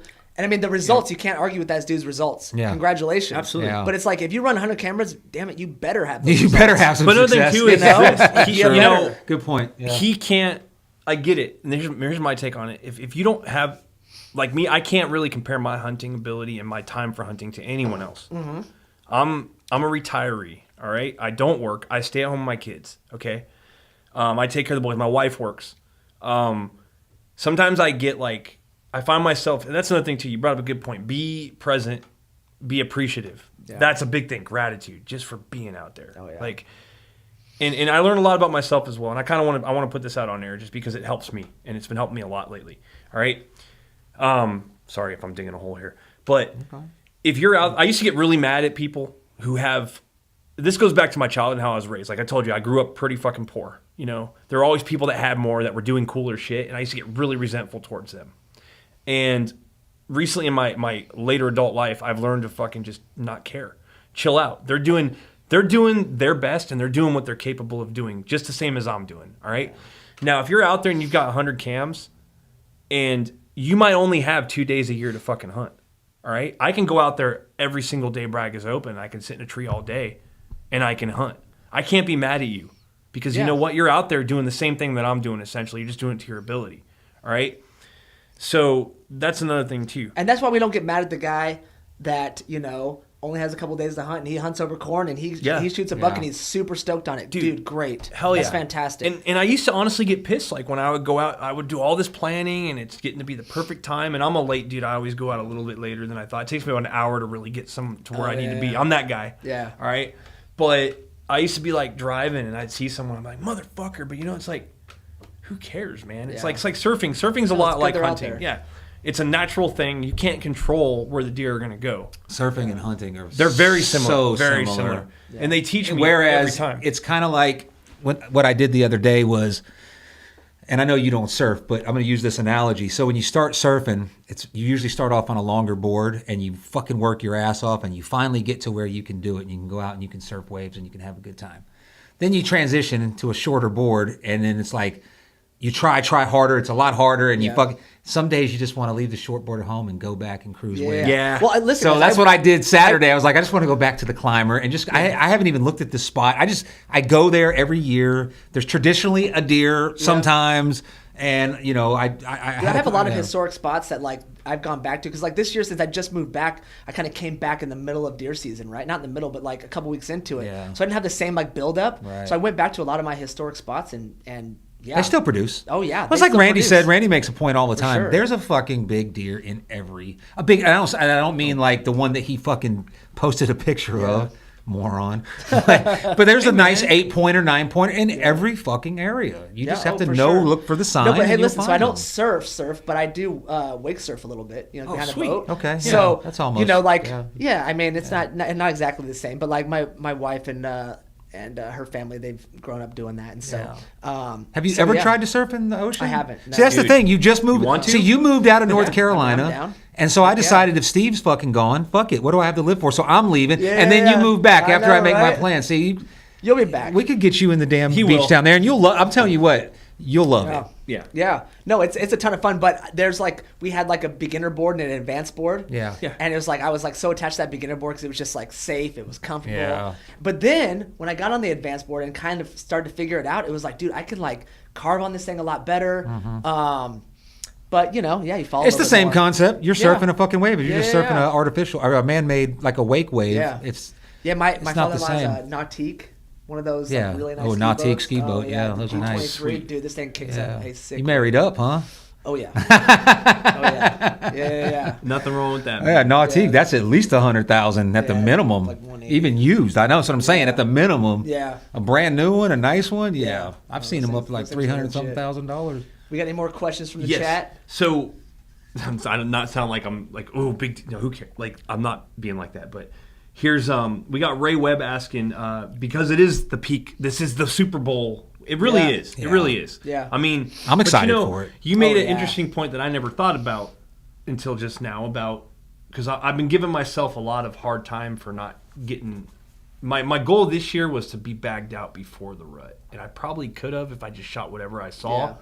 But I did have a lot of heartbreak moments this season already. You've already been on two. You were on one buck that some people never fucking see in real life. And what it was movement, though. I was going to tell that story real quick because it is important about what that was you your said. Shoes. Your no, shoes, I don't think it was. Quit wearing those stupid fucking Converse. It's not my fucking shoes, man. And get some rubber boots. It's not real quick. What did Ray want to talk about? Oh yeah. Sorry, Ray. Ray's a cool homie. Ray asks, "Are your guys?" We'll get into that. Are you guys' strategies changing this week? Any small adjustments to look into? Yeah. So historically, for me, and again on my journey of learning, and a lot of people talk about late October and like, oh yeah, they're still in a pattern, yada yada yada. It's never been great for me. What I've noticed, I'll say, is on Bragg, November 6th through like the 15th, and I know some people will see action a little bit past that. Mm-hmm. That's when I've seen the most action. That's when I've had the most success. But as far as like for right now, and actually I have to work like a crap ton the next like I'm working like the next 8 of 10 days, but then I'm taking from like the 6th to the 15th, like I'm pretty much hunting exclusively. So because that's kind of my prime time. Mm-hmm. So I'm not the best person to ask for like this last week of October. My buddy Andres in 2020 killed a giant on Halloween. So they're out there. October 25th, man. That's the biggest drive kill on Bragg so far. And he was chasing. Okay. Like, I had no strategy. You know what I did? I went into my stand late, as usual. But this is what I did. When I got out to my normal area that I've been to a million times before. Last year? Yeah. Okay. There was big-ass buck tracks right around that area. So I knew. I had that feeling. You know, sometimes you follow your gut, man. Oh, yeah. You get that feeling. Yeah. You do. An area can be very deery. Yeah. You know? Yeah. So I got up. And I was in my stand. I was waiting. I'm like, damn it, I need to climb down. But I was like, no, I'm going to wait 10 more minutes. And why did you have to climb down? It was getting dark. Because it was dark. It wasn't dark. No. He always says this, but it wasn't fucking dark. It wasn't, dude. Okay. And I swear by it. I'm the hall monitor, bro. I'm not going to fucking break the law. All right? I'm not. Because it was light enough where I could fucking see my sight. Yeah. You know? But it was dark in the hollow. On the outside, I mean, it was dark. It was dark in the hollow. It was still light. It was still shooting light. All right, because dude, and you always give me shit, but you know I had didn't say nothing. I had a whole hour to check in still, so it was still legal. All right? Yeah.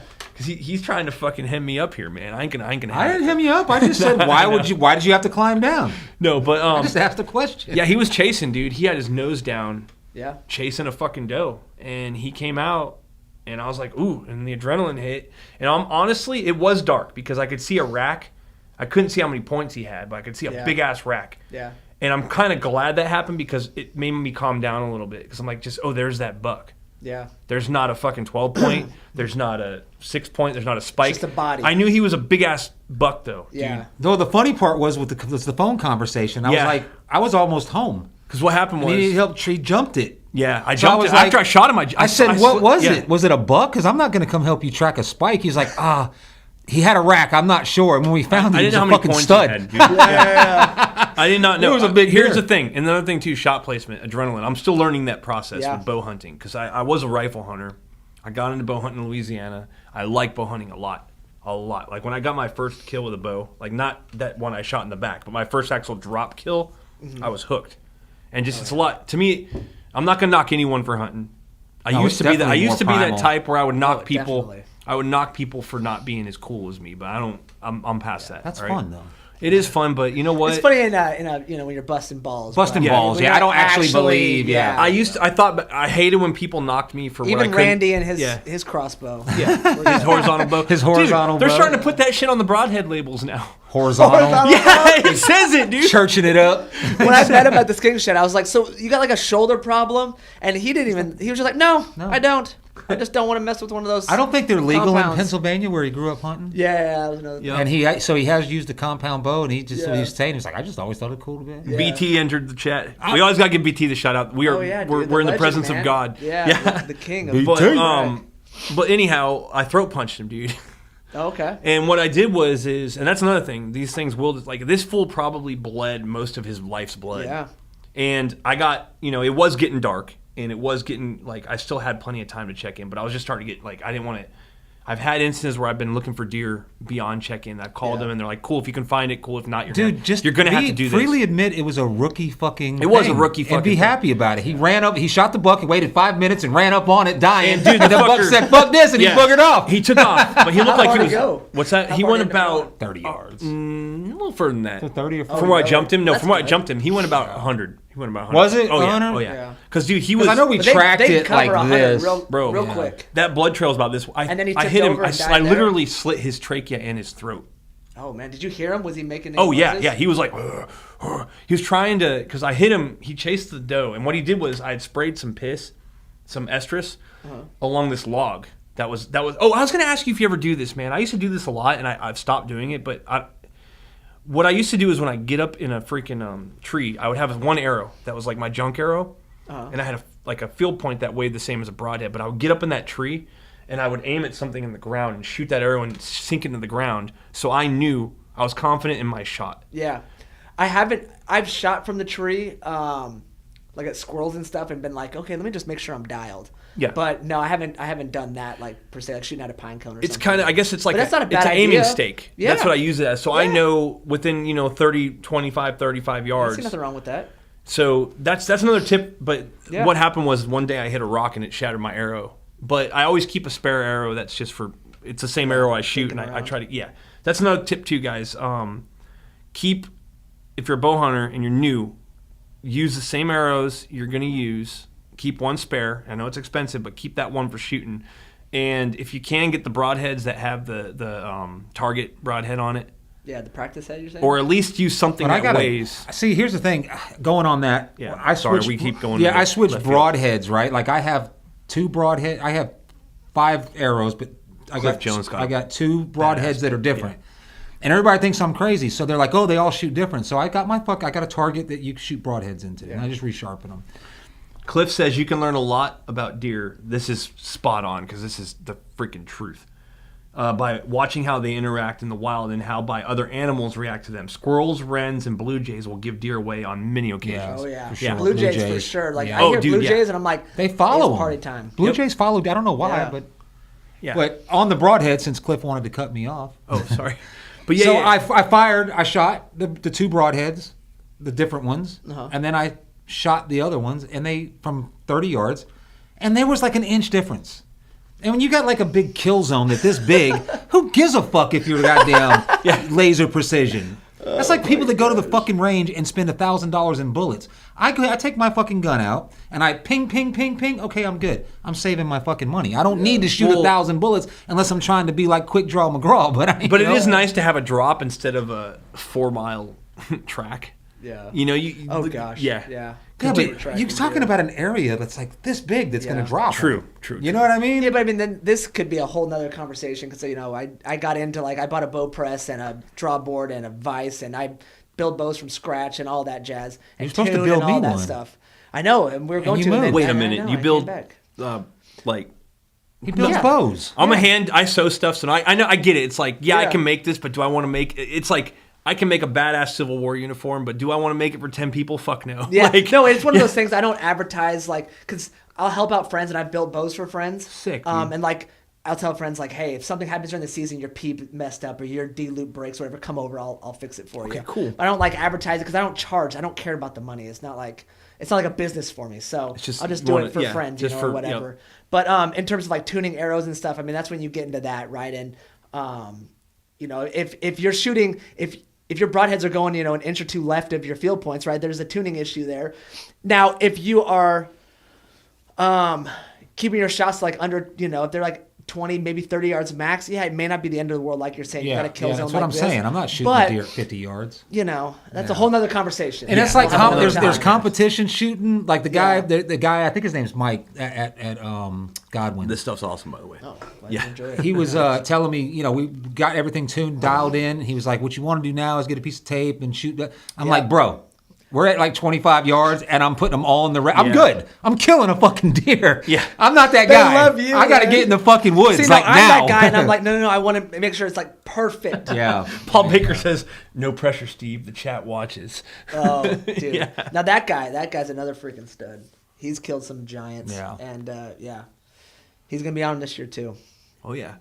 Cool. Hey, I want to give a plug real quick to, first of all, we always let people who come out here and have professions plug their business.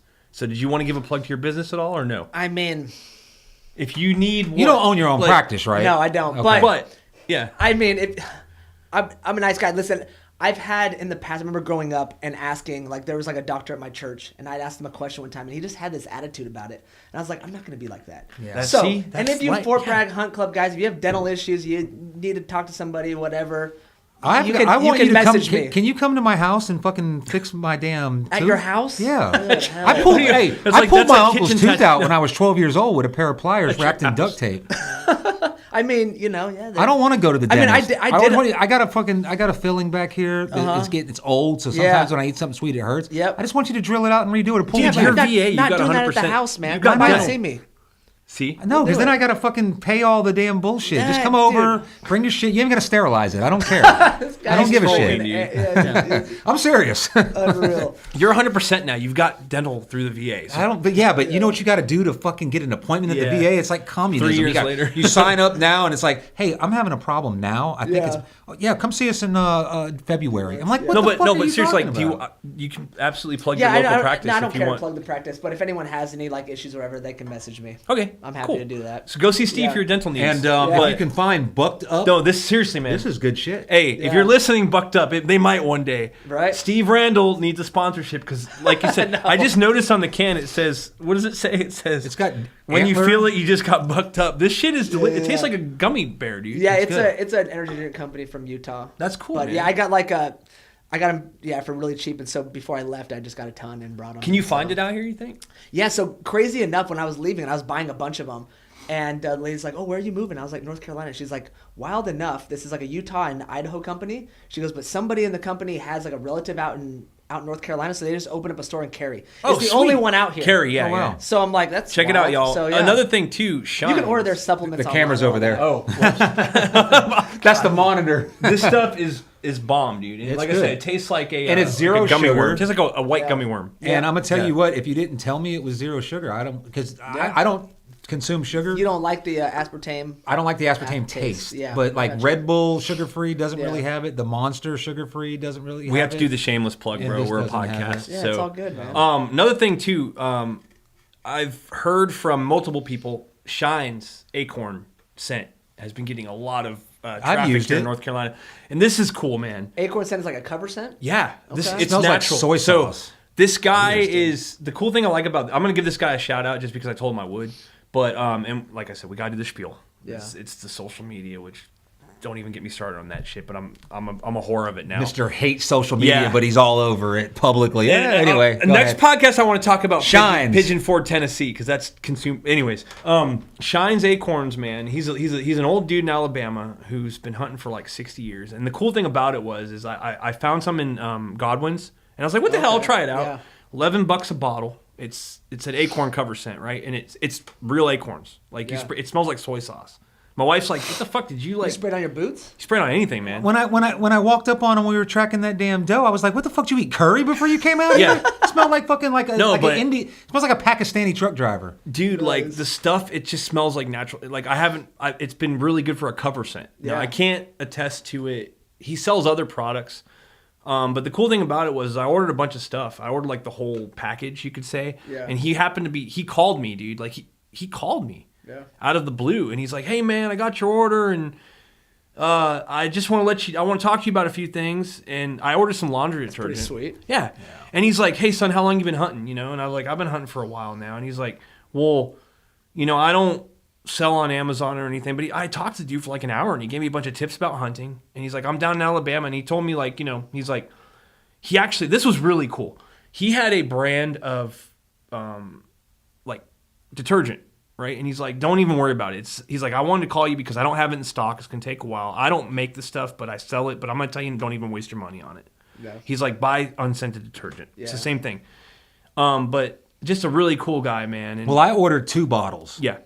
And the shipping was like $20. So it was like, for 2 bottles, it was like supposed to be $22. It was ridiculous. But I ordered it anyway. I only paid. Well, I didn't pay that much. Well, I ordered it off his website. Oh, okay. And so he sent me a 3rd bottle for free. Yeah, but he's super. He said cool, the website's bullshit. It charges too much money. Yeah. Next time, call me and it's cool to see old school like just face to face stuff like that. And but like, are you spraying a bunch? Like, he says on the label spray an ounce each time, but obviously that's so you got to use it and buy more. Yeah. But no, dude, I'm just spraying a light coat. Like I'll spray it over myself and on my boots and. Okay. Compared to other stuff, the deer have been coming in a lot closer. They're curious. Yeah. It's definitely a curiosity smell. And it's 100% white oak acorn extract. Interesting. Okay. And it does smell like soy sauce. I'll give you some. I got 2 bottles. I gave Randy the 3rd bottle, and then I have like a half a bottle left. You can check it out. Yeah. And for the listeners, listen. I mean, it's fun to experiment with stuff like that, right? Yeah. And just check it out. Like you can't lose. But like anyone that's hunted for long enough, they'll let you know that nothing is for certain with deer, right? Right. So you get some people, and again, I hate it when people speak in absolutes. You have to do this. You shouldn't do this. Yeah. It's like, because you tell me that, I will show you somebody that breaks all the rules, and it's very, very successful, right? So like, definitely, again, goes back to be curious. Try things out. Tinker. Mess around. But like this one dude, you know, the other day on the page, freaking out. Like, if you're not changing in the field, getting down to your tidy whities, deer are not... Shut up. I miss that. Like... I mean, again, I could show you multiple examples of that just being patently false. Well, I watched a guy on a podcast where he was a mechanic. This guy kills mature deer.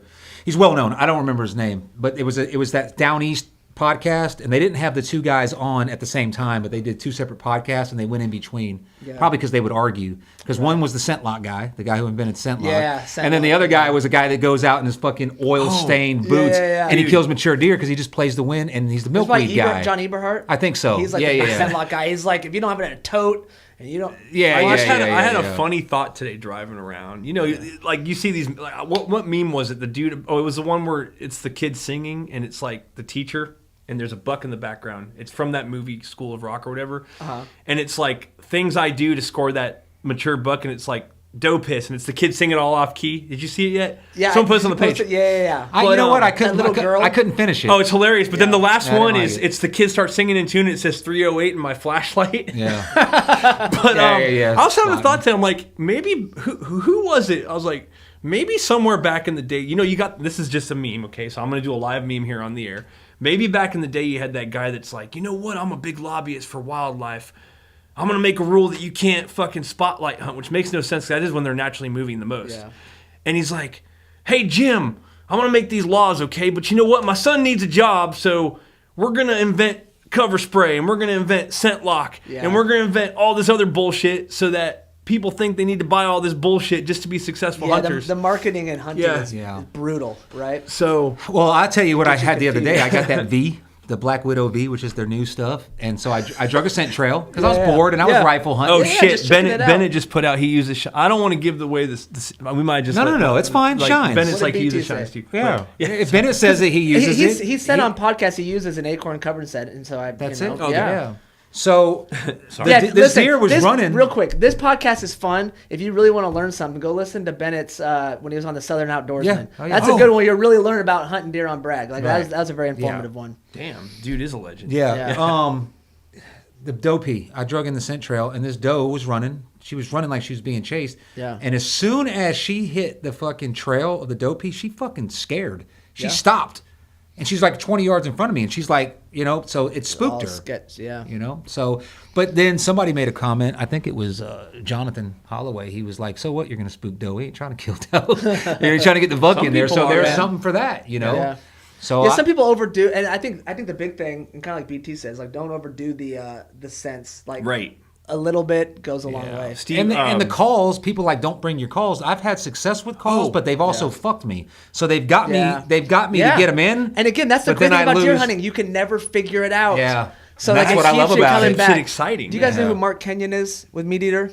He said something. I heard him say something the other day that really caught my attention, and it was he said, "The improbability is what's intoxicating." Yes. Hell yes. And that just sums it up. Yeah. It's just like. Every day we go out there, we're like, well, you say that, and now we have nothing else to talk about because that ends it all. The improbability is exactly what the hook is. If it was certain, it would be boring. Yeah.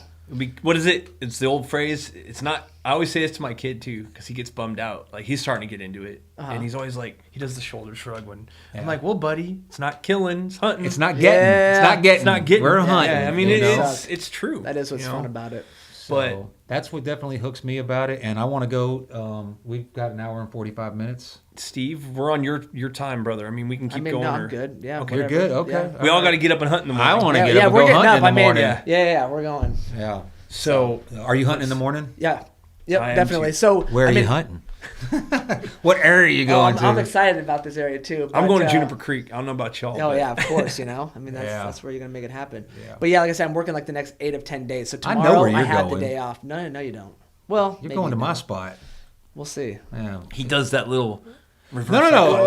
It's funny because there's a certain spot, and hunting. Before I got into like trying to do what I'm doing now, I just go to spots where I historically see them, and I might see them, I might not. But I was pulling out of another area, but I was driving through, and I see a white Tundra parked up on the corner, and I'm like, that motherfucker's found my spot. Just randomly too, because it's far away from where I live and usually hunt. It just kind of randomly. Yeah, it's a good little spot. Yeah. Are you going bow tomorrow? Or are you going rifle? Bow. Yeah. I'm torn. I see. I still want to. My whole thing this year. There's not many rifle spots open. I don't think there is a lot this week. Is there a lot? Oh yeah. I'm going rifle in the morning, bow in the evening. I'm going out tomorrow, and I'm not even trying to get a buck. I'm just gonna try to shoot a doe with my Civil War musket. Like that's a big thing sitting right there. That is so sweet, man. Yeah. That is I'm gonna bring it back to the primitive. Does it have like that lag time? Like you pull the trigger like. No. It's percussion, but the whole thing is it's a percussion cap. You're still gonna get like a. How can I explain it, man? Oh, we got Cody H. Ahead. You can. Finish You're one of the thing. OGs. Okay, Yeah. I've got ADD, obviously, and I don't take anything for it. But Just it's okay. I fucking embrace it. All right. So when you pull the trigger on a percussion rifle, you're still gonna have like it's weird, man. You're gonna have the hammer drop. Mm-hmm. You're gonna have that split second of fucking when it ignites, and then you're gonna have a massive kick and flame. Yeah. So and then you're gonna see the round go down range, which is kind of trippy too. Like you can hear and see a Civil War musket go down range.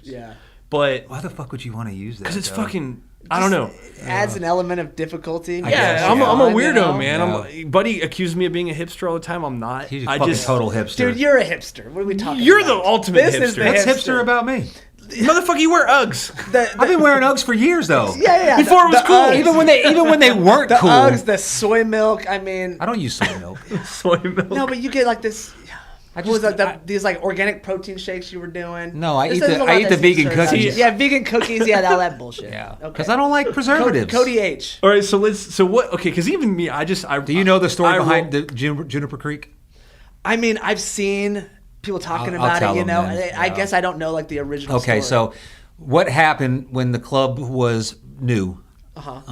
Guys would post pictures of Ohio bucks and say Juniper Creek strikes again. Yeah. Okay, and that became like a thing, and it was funny at first. And then I think it's still I would run into guys back in the day before the app, you had to go to the kiosk and sign out. Gosh, you could imagine. Yeah, you could sign out on your phone, but you had to sign back in on a kiosk. That sucked. No, but that was actually good because I never one time I got suspended because I went to work and I forgot, but I would meet guys there, and younger guys, and they would be talking about they can't find nothing, and I didn't know well enough to tell them anything. But the one thing that kept coming up was they were at Juniper Creek because, did you see that one he killed? So they were all going out there.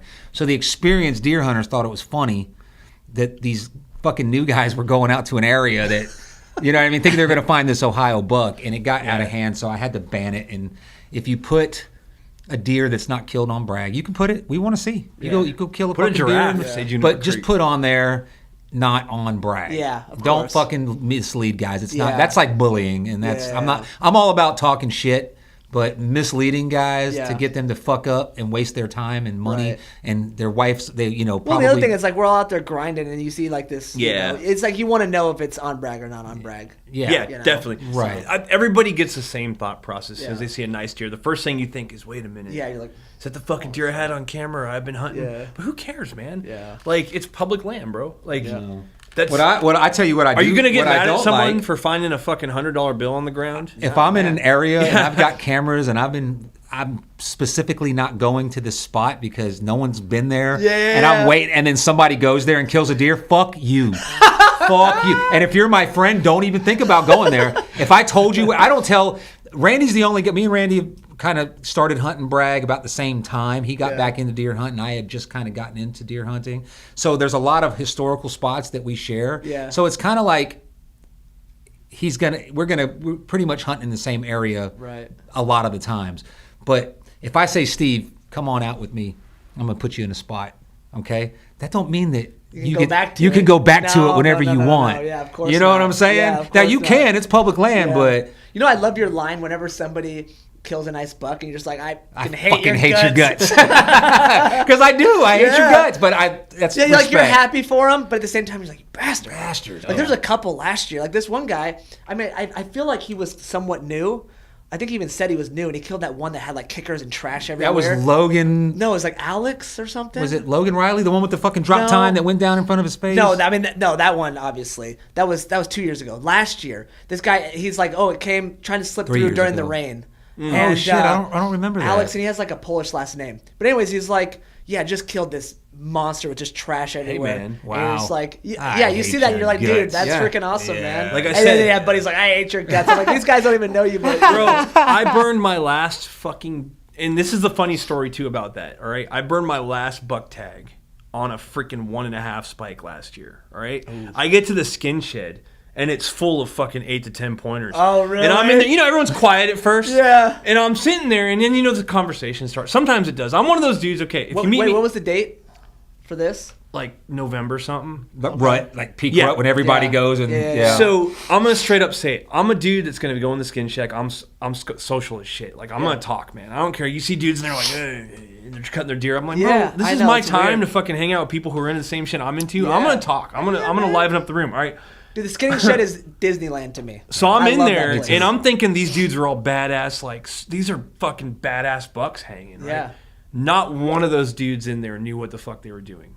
Period. They just went out. Period. Rut. Yeah. Like you said. Like I'm asking these guys. I'm asking these guys like, yo, dude, and they're asking me because they see me cutting my deer, and I'm all quick about it. I'm like, oh, dude, how do I do this? And I'm like, you mean to tell me? Nah, bro, this is my first time hunting. I'm like.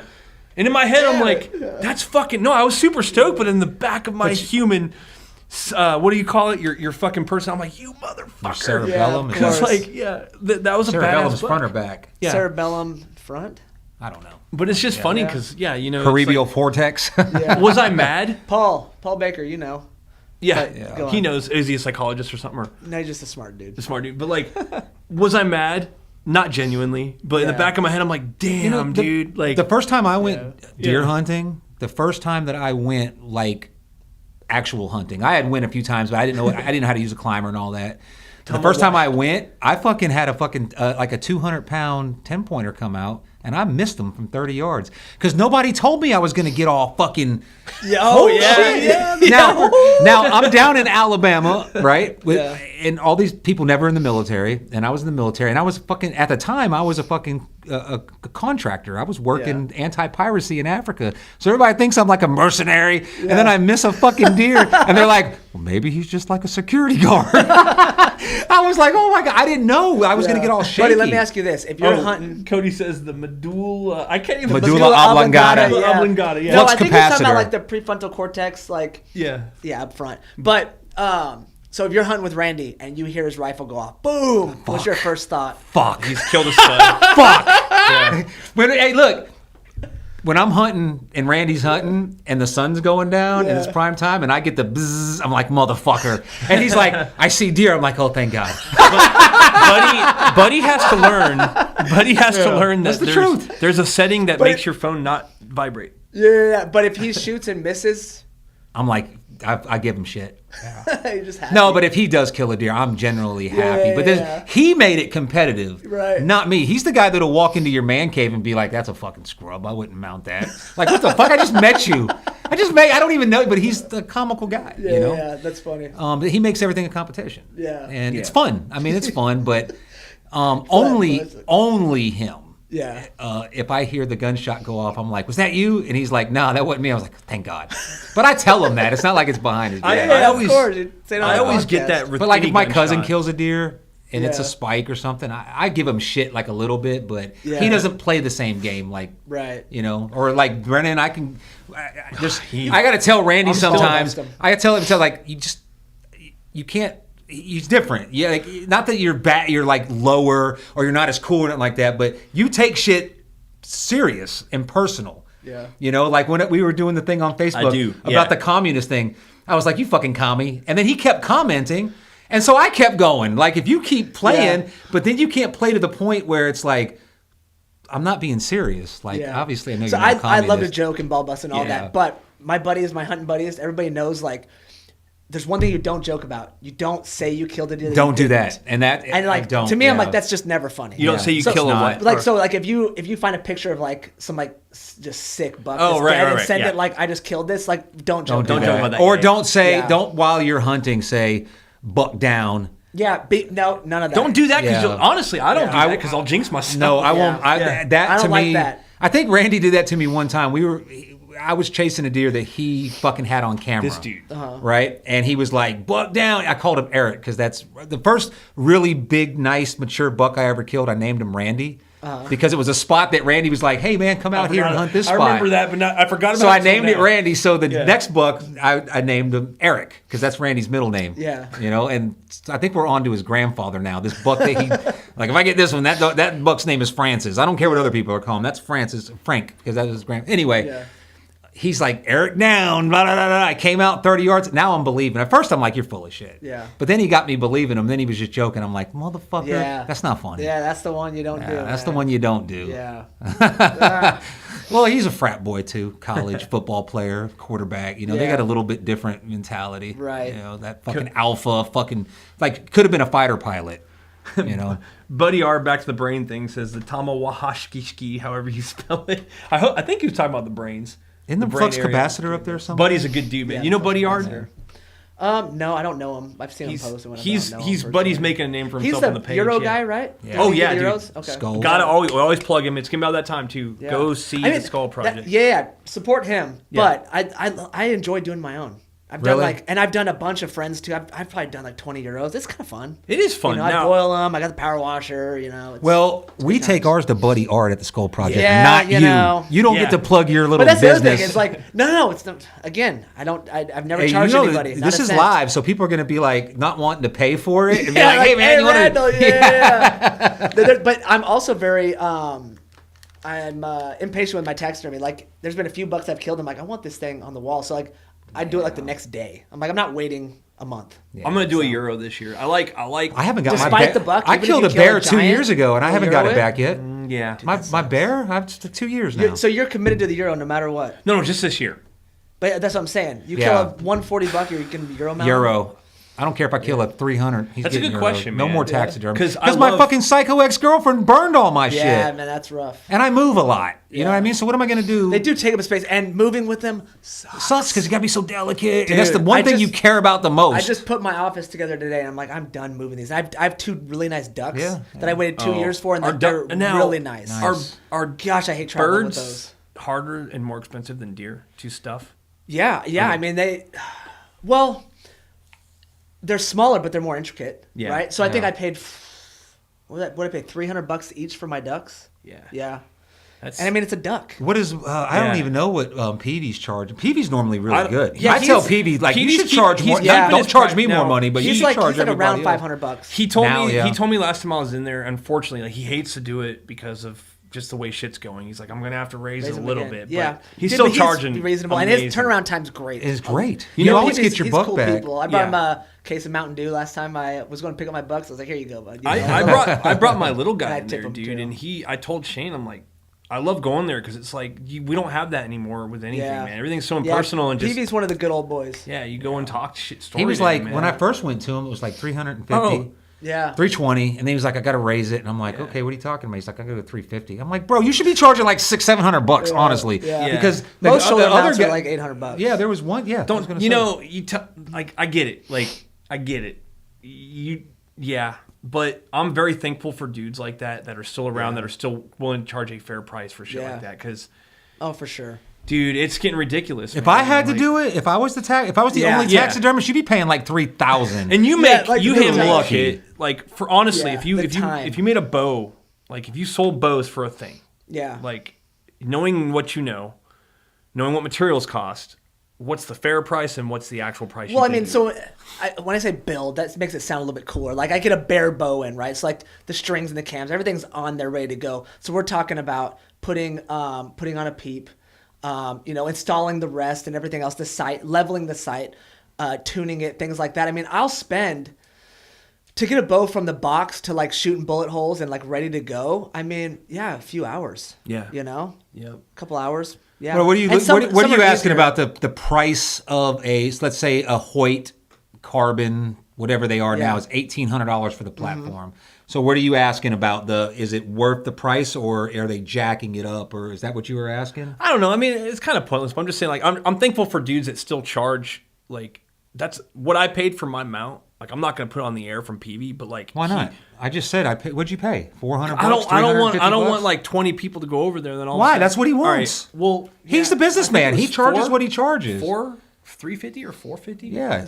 I give a deposit. It started at $320, and then it went to $350 to $400. Yeah. And that's the other cool thing is like, he'll do like wild turns and everything that most people, like wall pedestals and floor pedestals that people will charge extra for. I went in thinking, this is the first one I had mounted professionally, and I went in thinking I'm going to easily, and my wife was even like, she knew, I was thinking $1,200. Yeah. Right? I don't know shit about taxidermy. I don't doubt you're like 400, like good. I was like, fuck yeah, dude. Here, I'll buy two. Yeah. I love giving that guy money. Yeah. Taxidermy bills. I tell everybody about him, man. I think I paid $1,200 for the bear, which I haven't got back yet. But he don't do that. He fleshes it, right? And then the hide's got to be. You're getting a rug? Yeah, I'm getting a full rug. Yeah. Dude, like Buddy Art even says, he's like, it ain't about the money. He just enjoys seeing people happy. Yeah, but I want to make sure, like, I got a guy because what he's charging, he's not making a bunch of money, so he obviously enjoys it. You know, it's just paying for his materials and a little bit of time. So like, good for him, man. But dude, that is cool.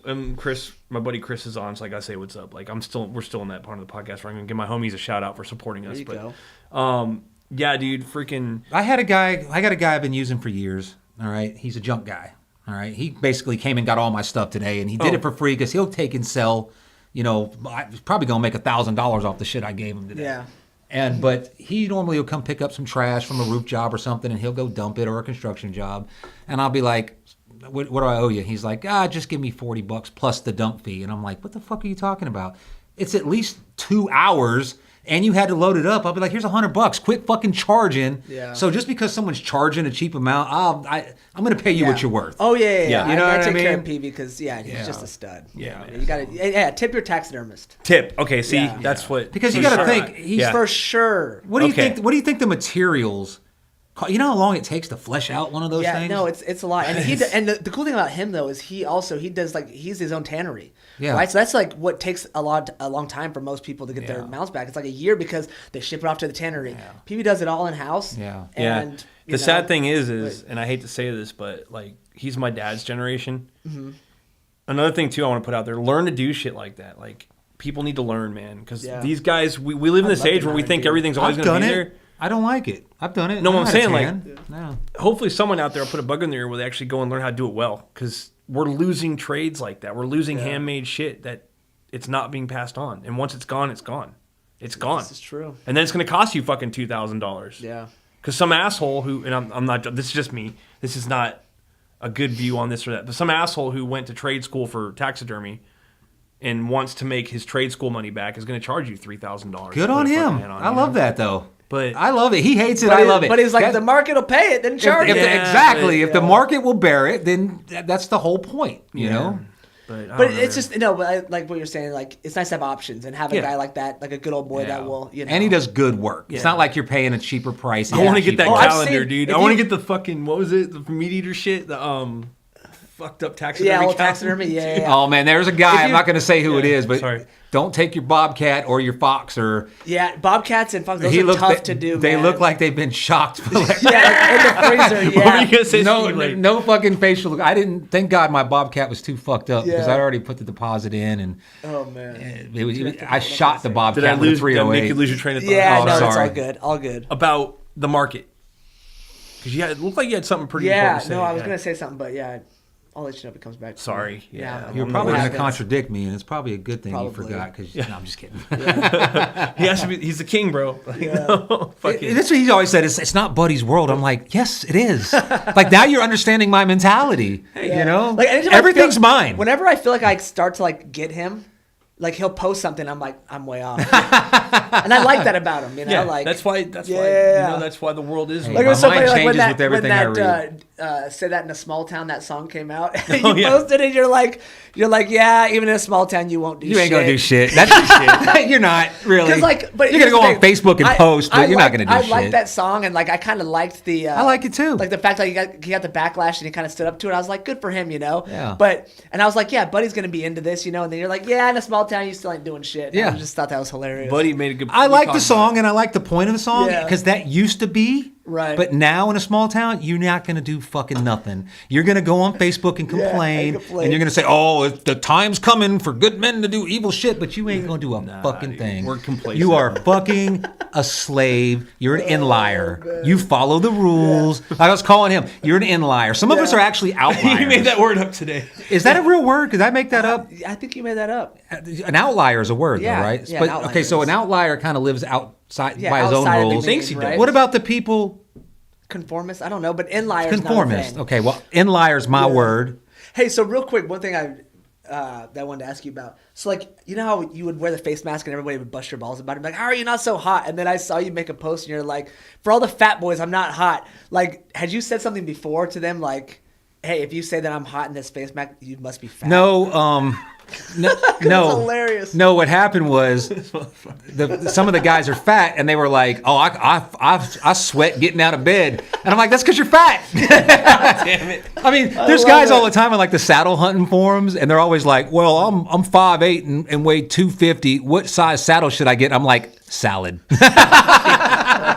Get a salad, bro. Yeah. You shouldn't be in a saddle if you're fucking 300 pounds, bro. I'm sorry. That tree. Sack of apples, man. You're asking that tree to do a lot. You're trusting that equipment a lot. That fucking little ropeman. Do you use a ropeman or a Kong duck? A Kong duck, yeah. So you're asking a lot out of that piece of equipment if you're fucking like 200 pounds. Tie an extra knot, do something. Hook a fucking like the little Prusik safety. Yeah. And some guy was posting up on the thing last night. I like to tie a Prusik for this and that. Yeah, I'm like, I would too if I was as fat as you in a saddle. Jesus Christ. Like, what's wrong? I mean, have you guys ever climbed up a dead tree and not known yes. it? I did that once. I got right down. No, I stayed. But I got up and I was like, oh shit. Nope, I got right down. I was like, dude, good thing I'm only Have like you ever been out in the 160 pounds. woods and you've seen a perfectly fucking healthy tree fall the fuck over? No. Okay. Yeah. Hey, I'll tell you what happened to me Sunday is a fucking stick. A dead branch fell. And the pine cone hit. I was on texting Randy. The pine cone hit me in the fucking head, and the stick whizzed by my head, and it sounded like a bullet. And I got legitimate fright. It sounded like a fucking bullet. Bullet goes by your head. You know you're safe because you hear it go zing. It still scares you. Right. It's when it cracks. Yeah. You thank Jesus and Buddha and Allah and everybody that you weren't fucking 2 inches to the left. That's how we're gonna go, man. Some stupid shit. Some freaking fallen tree in the woods. Good hell. Yeah, not me. I mean, imagine being. I'm too found paranoid. Like that. I act like I'm all fucking because I don't use a lot of the safety shit, but. Yeah. 3 points of contact. Oh yeah. Oh, when I stand up in a fucking tree, I got 2 feet and I'm grabbing something or. Yeah. Chris says I'm not fat. He's festively plump. Hey, you do you, bro. But when you're talking about, I'm wearing like with the First Light early season, everything's light. And actually, do you have your early and late and I got early, mid, and late season. How much did you drop? Ooh, that's rude to ask. Yeah, you know. Well, the First Light I got a good deal on. It's not rude. You're the motherfucker posting everything new you're buying, so go ahead. But just because I bought it don't mean I paid full price for it. Okay. No. The First Light I got from Jonathan Holloway is something he bought, the mid-season stuff, and he wanted to go a different direction, so I bought it off him, so I got it cheaper. Oh, okay. Yeah, you know what I'm saying? So, but so far this year, and just in hunting alone, I think I've dropped about $3,500. Yeah. Yeah. It is the most expensive free meat. Yeah. True. Yeah, that's like people are like hunting for meat. Motherfucker, I'm not starving. That's the thing. I'm going to the store. I'm not hunting for meat. I mean, that's a bonus. Do we need to buy all this shit, or are we just telling ourselves we need to buy all this shit? I mean, if you want to, go for it. You don't need it. I like it though. The saddles are. I want a saddle. Saddles aren't cheap. Saddle hunting's expensive. Well, when I go hunt the game lands that I go to, I hike a mile plus back there, and like taking a climber, no, just not doing. What saddle are you hunting? Tethered? Yeah. Which one? I actually I had for 3 seasons. I had the Phantom. I just got the Lockdown. Okay, so saddle, 2 dump pouches. Yep. Tether. Yep. Lineman rope. Oh yeah. Platform. Yeah, I kept the same Ring of step platform. No, I have the I've had the Predator platform, and then I've got the 1 sticks. Okay. Which are kind of pricey. I mean, this is a lot of money in that shit. $1,000 into it. Yeah. Something like that. Just for that. Now, what about your bow? What kind of bow are you shooting? Well. Exactly. Matthews. Right. Yeah. A Matthews? Chris says 30, I like Hoyt. 3,500 and has. I like a Hoyt because I got a Hoyt. Yeah, exactly. Wait, Chris, are you talking about you or Buddy? He says 3,500 and has 9 saddles. No. So I don't have that many saddles, just so y'all know. Okay. You dump them as you go. I bought the off Jimmy Egerton. I bought his hybrid because I always wanted to try it. And when I did saddle hunting when it first came out, like 5-6 years ago, and I didn't like it. I was a climber guy. And I always said if he could get more like a seat. So when I seen he was selling his, I went and got it. Yeah. I tried it. I like saddle hunting. I didn't like that platform. So I went and I've traded it for a tethered Mantis. And then I bought the Method 2 because Jonathan Holloway swears by it. And then he also told me about the Cruiser XC. So I said, fuck it, I'll just buy both of them. And then I'll sell one if I don't like it because they sell quick. Yeah. I mean, you can just take $10 off what you paid for it. Yeah, you can pretty much sell it for what you got in it. For sure. So there you go. So I don't have all that shit. I tested it out and I went with the Cruiser XC. Yeah. I'm almost there, man. Like I've gotten rid of like I said, I still love my climber. Yeah. Obviously it's kicking my ass to the point where, and I'm the type of dude where I told you to come get my fucking SD. Yeah. You're still toting the fucking steel. Yeah. Fucking 40 pounds of steel. I'm like, come get it. I got an extra SD. I can't never ruck march again. I love rucking. I've always been good at rucking. But can't go elk hunting? I could, but I'd have to really modify what I did. Yeah, for sure. But, I mean, I'm almost there. I went ahead and bought the sticks. I'm going to learn how to stick climb. I've got a hang-on muddy that I'm going to use. It's up in a tree right now. So that's locked in. But I didn't know that was a thing. I've been hunting 10 years, and I know what lock-ons are. I've hunted out of them, but I always thought they were something you put in the tree and you left them there. I mean... There's guys that hump those things and set them up. Jonathan had that one that I bought from they've got like super lightweight, kind of low profile ones nowadays. Back in the day, like Phil the Stream has the big steel one that's like 30 pounds and really clunky and weird. But it's on the tree and it's on that one. Like you're not gonna. I think historically people would just leave them, but now they've made like is that a running new thing? Gun, like lightweight. Gotcha. Okay, but why would you want to do that when you can just do a saddle? Dude, well that's what I'm saying. My buddy Chris, he went from a saddle to that.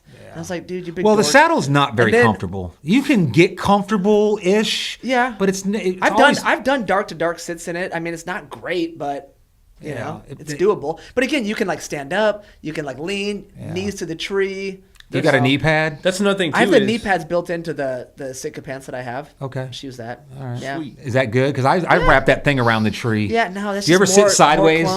Yeah, I've sat sideways. You're sitting like this. You're like, oh my god, this is not comfortable, but I got to give my legs a break. Yeah. You sit there long enough, you'll get real creative. What about the recliner strap? Have you tried that? So the new saddle I got is kind of like, it has like some elastic in it to where you can kind of pull it down and pull it up, and so it has that. So I do have the two panel recliner. or one panel? No, it's one panel, Okay. but it kind of works as a two panel. Yeah. So it like stretches out. Yeah. I do have the recliner though. When I had the Phantom, I had the recliner. Yeah. The only thing I would, for long sits, I'd bust that out, but it kind of restricts movement. So I'm like, if I But need once to you grab my stand up, bow- it falls down though. Yeah. I mean, if it does. If it does, yeah. So I only use that for like really long sits, but like I noticed a difference. Like my back started hurting, I'd throw that thing on. I'm like, oh, okay, yeah, that helps. It's the platform. That was with the JX3 though. That thing, I miss it for gun hunting. Like I'll get another one. Yeah, Once Chris I said find a good JX3. deal. Travis Scott, every time his voice, I always hear, like just Travis Scott, dude. You got a cool, he says he gets it all the time. Chris Mathis got the JX3. He got a JX. He loves Travis it. Scott says he runs TX. I keep hearing about the TX sticks. I got the heliums, but I'm I'm gonna tell you the XOP X2s. Yeah. I mean, 4 of them for like $170 something, Here's the and thing, they are light as hell. Any new hunters out there, get a system, learn the system, and just use it. Yeah. Drives me freaking nuts. Yeah. Like, don't spend too much time. True. Of like, which stick is the best? Yeah. Dude, get a That's stick. preference. It's Our- sticks our or buddy- sticks. Yeah. our I just buddy, want the lightest thing. Goodness, get out there and hunt. Our buddy Martin, who's like the wizard of surfing, he really is. I don't know if you've watched the episodes he's been on, a couple of them so far.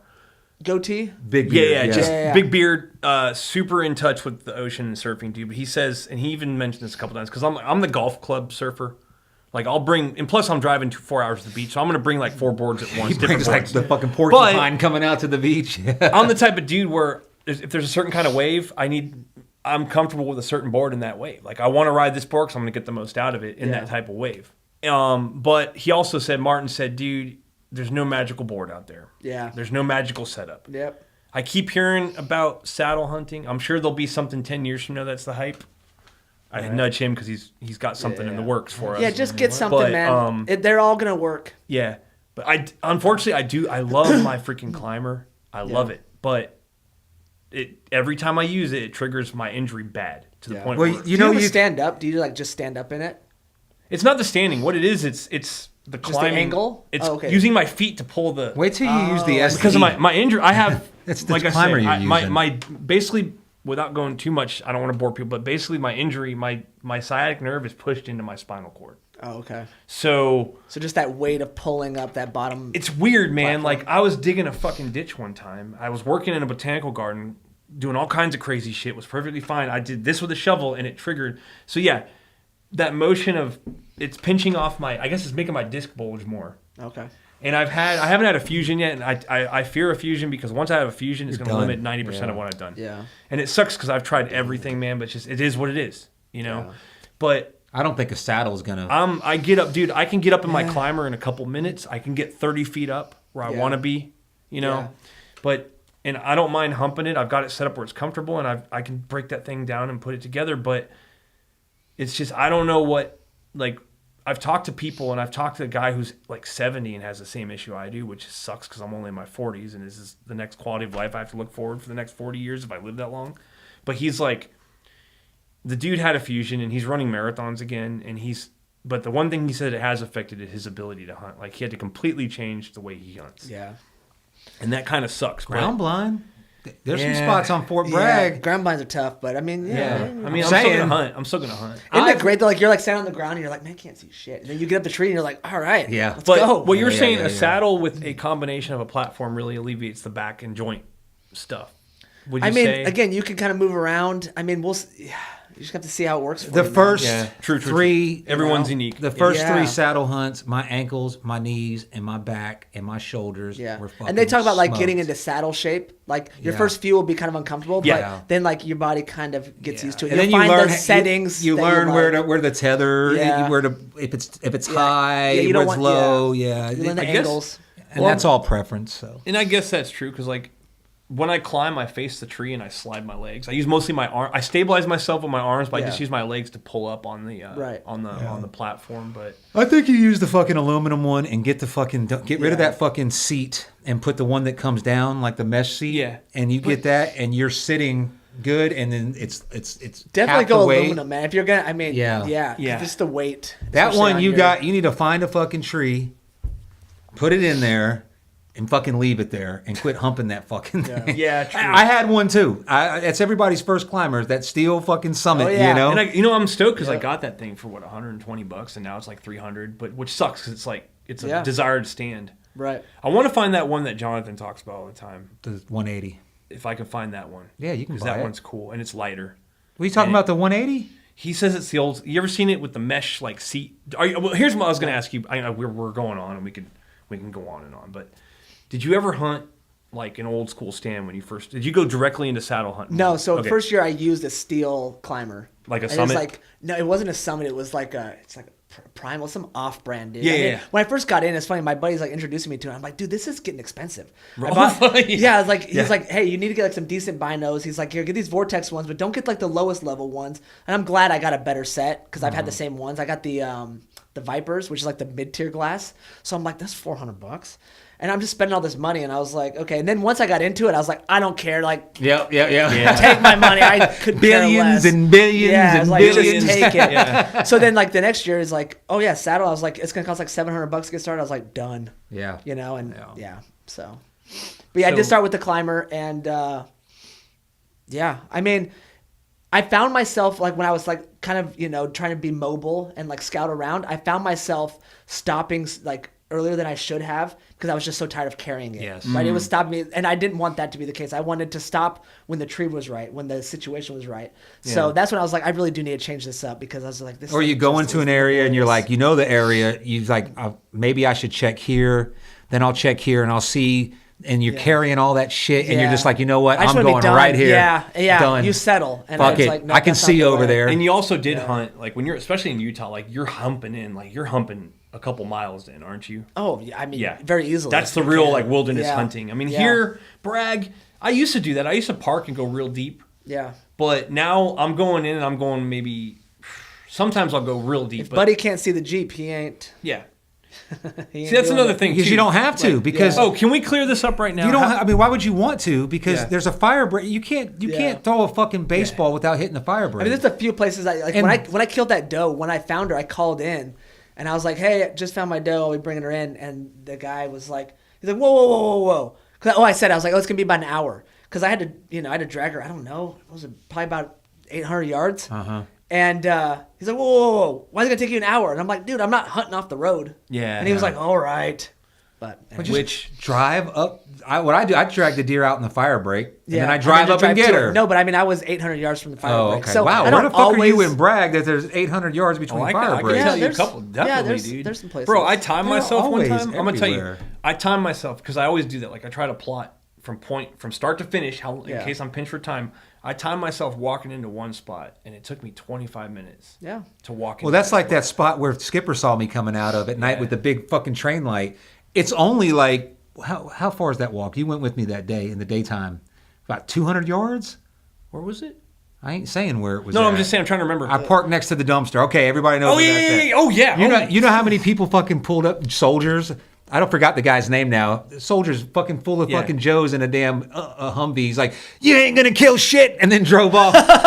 He's from the page, you know. Oh, okay. Dude, I can't remember, but I'm not gonna give. But the spot away. that took me like 30 minutes to get to that spot, even though it's only 200 yards because it's so fucking thick. Yeah. So I get, dude, and like. And then the first time with the saddle, it took me like 30 minutes to climb. To get out, and then it take another. You got to pack everything up. Yeah.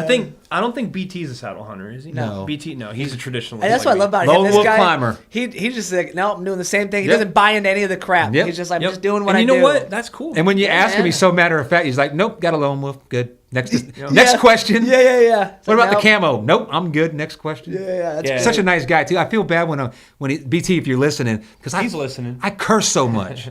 Yeah, and I don't think I've ever heard him say a bad word. And then I go back and watch it, and I'm like, maybe I should, this this guy. I'm maybe sorry, he's got Steve. family I noticed you watching. don't curse either, man. No, I do. He does. Yeah. Just not a lot, ton, though. but You were an yeah. officer, though. You're a lot more tactful than. See, I'm an NCO. He was a specialist. So, yeah.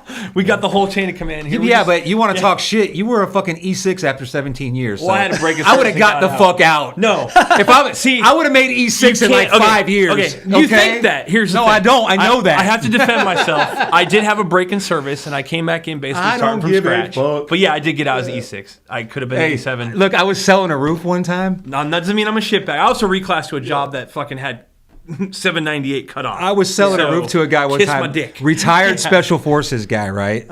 So I'm thinking, got to be at least an E8. Yeah. All right. Yeah. And I'm asking if he knows a guy because the old SF guys, they all know you. And I'm like, I don't know. The fucking guy was a drunk anyway. Probably a fucking retired E6. And his wife looked at him. He was a fucking retired E6. I was like, oh fuck. Like, what kind of shitbag were you in SF that you retired? Like, So I flipped it on him, and I was like, well, how many times did you get busted down? Because this guy was drinking all day. Yeah. And he was like, yeah, I got busted down. His wife was like, a lot. He takes the spectrum. Like, I knew a dude literally went, this is when before, because they changed a lot in the Army where you fucked up once, you were done. But this dude, I know this guy, he's a good soldier, but E1 or E5 to E1, back up to E5, and then I think he's an E8 now. Look, Sergeant Major Thorpe, but he had like go back to E1. Oh, bro, this guy. Yeah, I've seen people lose like one rank. Well, you can't go from E7 to E1 without a congressional. No, congressional. But we're talking. This is the pre 2000. Yeah. I call it the pre 2004 Army because that's when shit really got stupid around 2004. But yeah, dude, like no, in the 82nd, in the infantry in the 82nd, if you weren't a fucking E5 by your 4th fucking year in the Army, you were a shitbag. Yeah. So there were guys that got their E6 after like 6 years, and they weren't bragging about it. And I'm like, well, you should be proud of that. He's like, man, it took me fucking 6 years, man. Fuck that. So don't judge me, man. I was a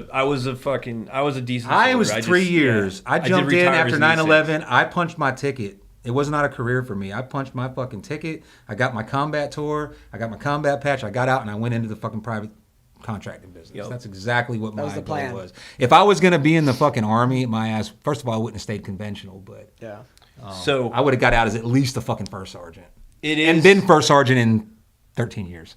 The first sergeant knew everything. The first sergeant of the universe. Yeah. They would have had a new rank. I'm telling you right now, if I would have stayed in the Army, I would have made. I was 3 years. I would have been an E5. They hold it. Like, you want to re-enlist? We'll go ahead and get you your E5. We'll pin you now. They do hold the board. Then you can go. Yeah. And I was like, no, I'm getting out. I already got a fucking job. I'm already making like $300,000 a year. I'm good. But if I would have stayed in the Army and I would not have made E6 before my next 3-year term was, I would have got the fuck out. Yeah. My plan was always 4 years. Like, they paid for dental school. Yeah. And it was a great experience, man. Like, and I'm still nostalgic about it, especially when I go on post. I'm like, man, but I'm like, no, don't even think about it. Don't do it. But yeah, don't do it. I had a mentor on there. He'd call me Colonel. He's like, it just sounds good, Like, just stick it out. I tell you what, like, though, 06 retirement is beautiful. Oh, dude, I know a fucking retired colonel, and he's 100% disabled. He's chilling. No, life. I know. He's got the best golf. He's got the best golf cart on the golf course. Oh, I bet. Yeah. We do just a couple things on the chat. So, what's up? Cliff Jones says he has a Summit 180. Yeah. That's pretty dope because you can face the tree. It is close to 10 o'clock for you civilians out there. And Cody H says, all right, boys, it's 2200. I'll be out in the woods while y'all sleep until noon. We've had a bunch of people that have like stayed the whole time. Oh, yeah. We've still got 20. Dude, we peaked at like 30. We've still got 18 tuned in now. Yeah, I love it. That's good. Yeah, and that's all organic. So, yeah. But I'll be up to you. Now we're gonna start charging $10 an episode next week, and you'll see zip. We're talking to dead air. Yeah. No, but no. I hope this is. If this ain't our last one, next week will probably be. I got to start. Hey y'all, I always got to plug it. All right, we got to do the little fucking business spiel. But hey, Patreon exists. There's fucking. Here's the thing, man. Well, now you know why I was wanting to support Ben Gravy, and you were like, Ben Gravy's worth $3 million. You ain't got to support him, but motherfucker, you watch his shit all the time. You got to support him. Pay him. Yeah. Hey y'all, there's 1,500 watching on my friend base. I don't know how many friends you got that watch that shit. What? No, I'm just doing the plug. I'm doing the shameless self promotion. Yeah. Life is Steve, you probably got a couple hundred, at least maybe 1,000 friends on Facebook. Yeah, 1,000, something like that. No, I got. If you're like watching 100. this shit and you want to see it continue, get on the Patreon, man. I'm just saying. Could people was I tags of people my friends could see me on this or something? If you were to tag, if you were to tag them, yeah, you can. Well, here's the thing. Well, It's no, on no. YouTube. Yeah, But yeah, you can fucking whenever it's on But the I'm channel. saying on Facebook, it's not like this. It's not like a link to this popping up to my friends on Facebook. No, not unless you not post unless it. you Yeah. fucking share it. Right. Yeah, I share it on mine. Yeah. And but What's the most views you guys have gotten for an episode? 40, I think. Oh no, views? 400 or 500. 400 or 500. What's Skipper? We're Skipper. starting to pick I think up. Michael Skipper. We got the most. It's like 500 or 600. Skipper was Okay. dude. Skipper was a kick in the pants, man. I wish we could have talked longer, but you've our been shit was actually failing. awesome as well. Everybody that's come on here has been awesome, but I like when we just flow like this. But but I was gonna tell Buddy earlier, I was watching this one dude. He's pretty big, and I'm not gonna mention his name online. But Why? Is he public? as a white dude, I can't say this word. He's a rapper called Lil Darky.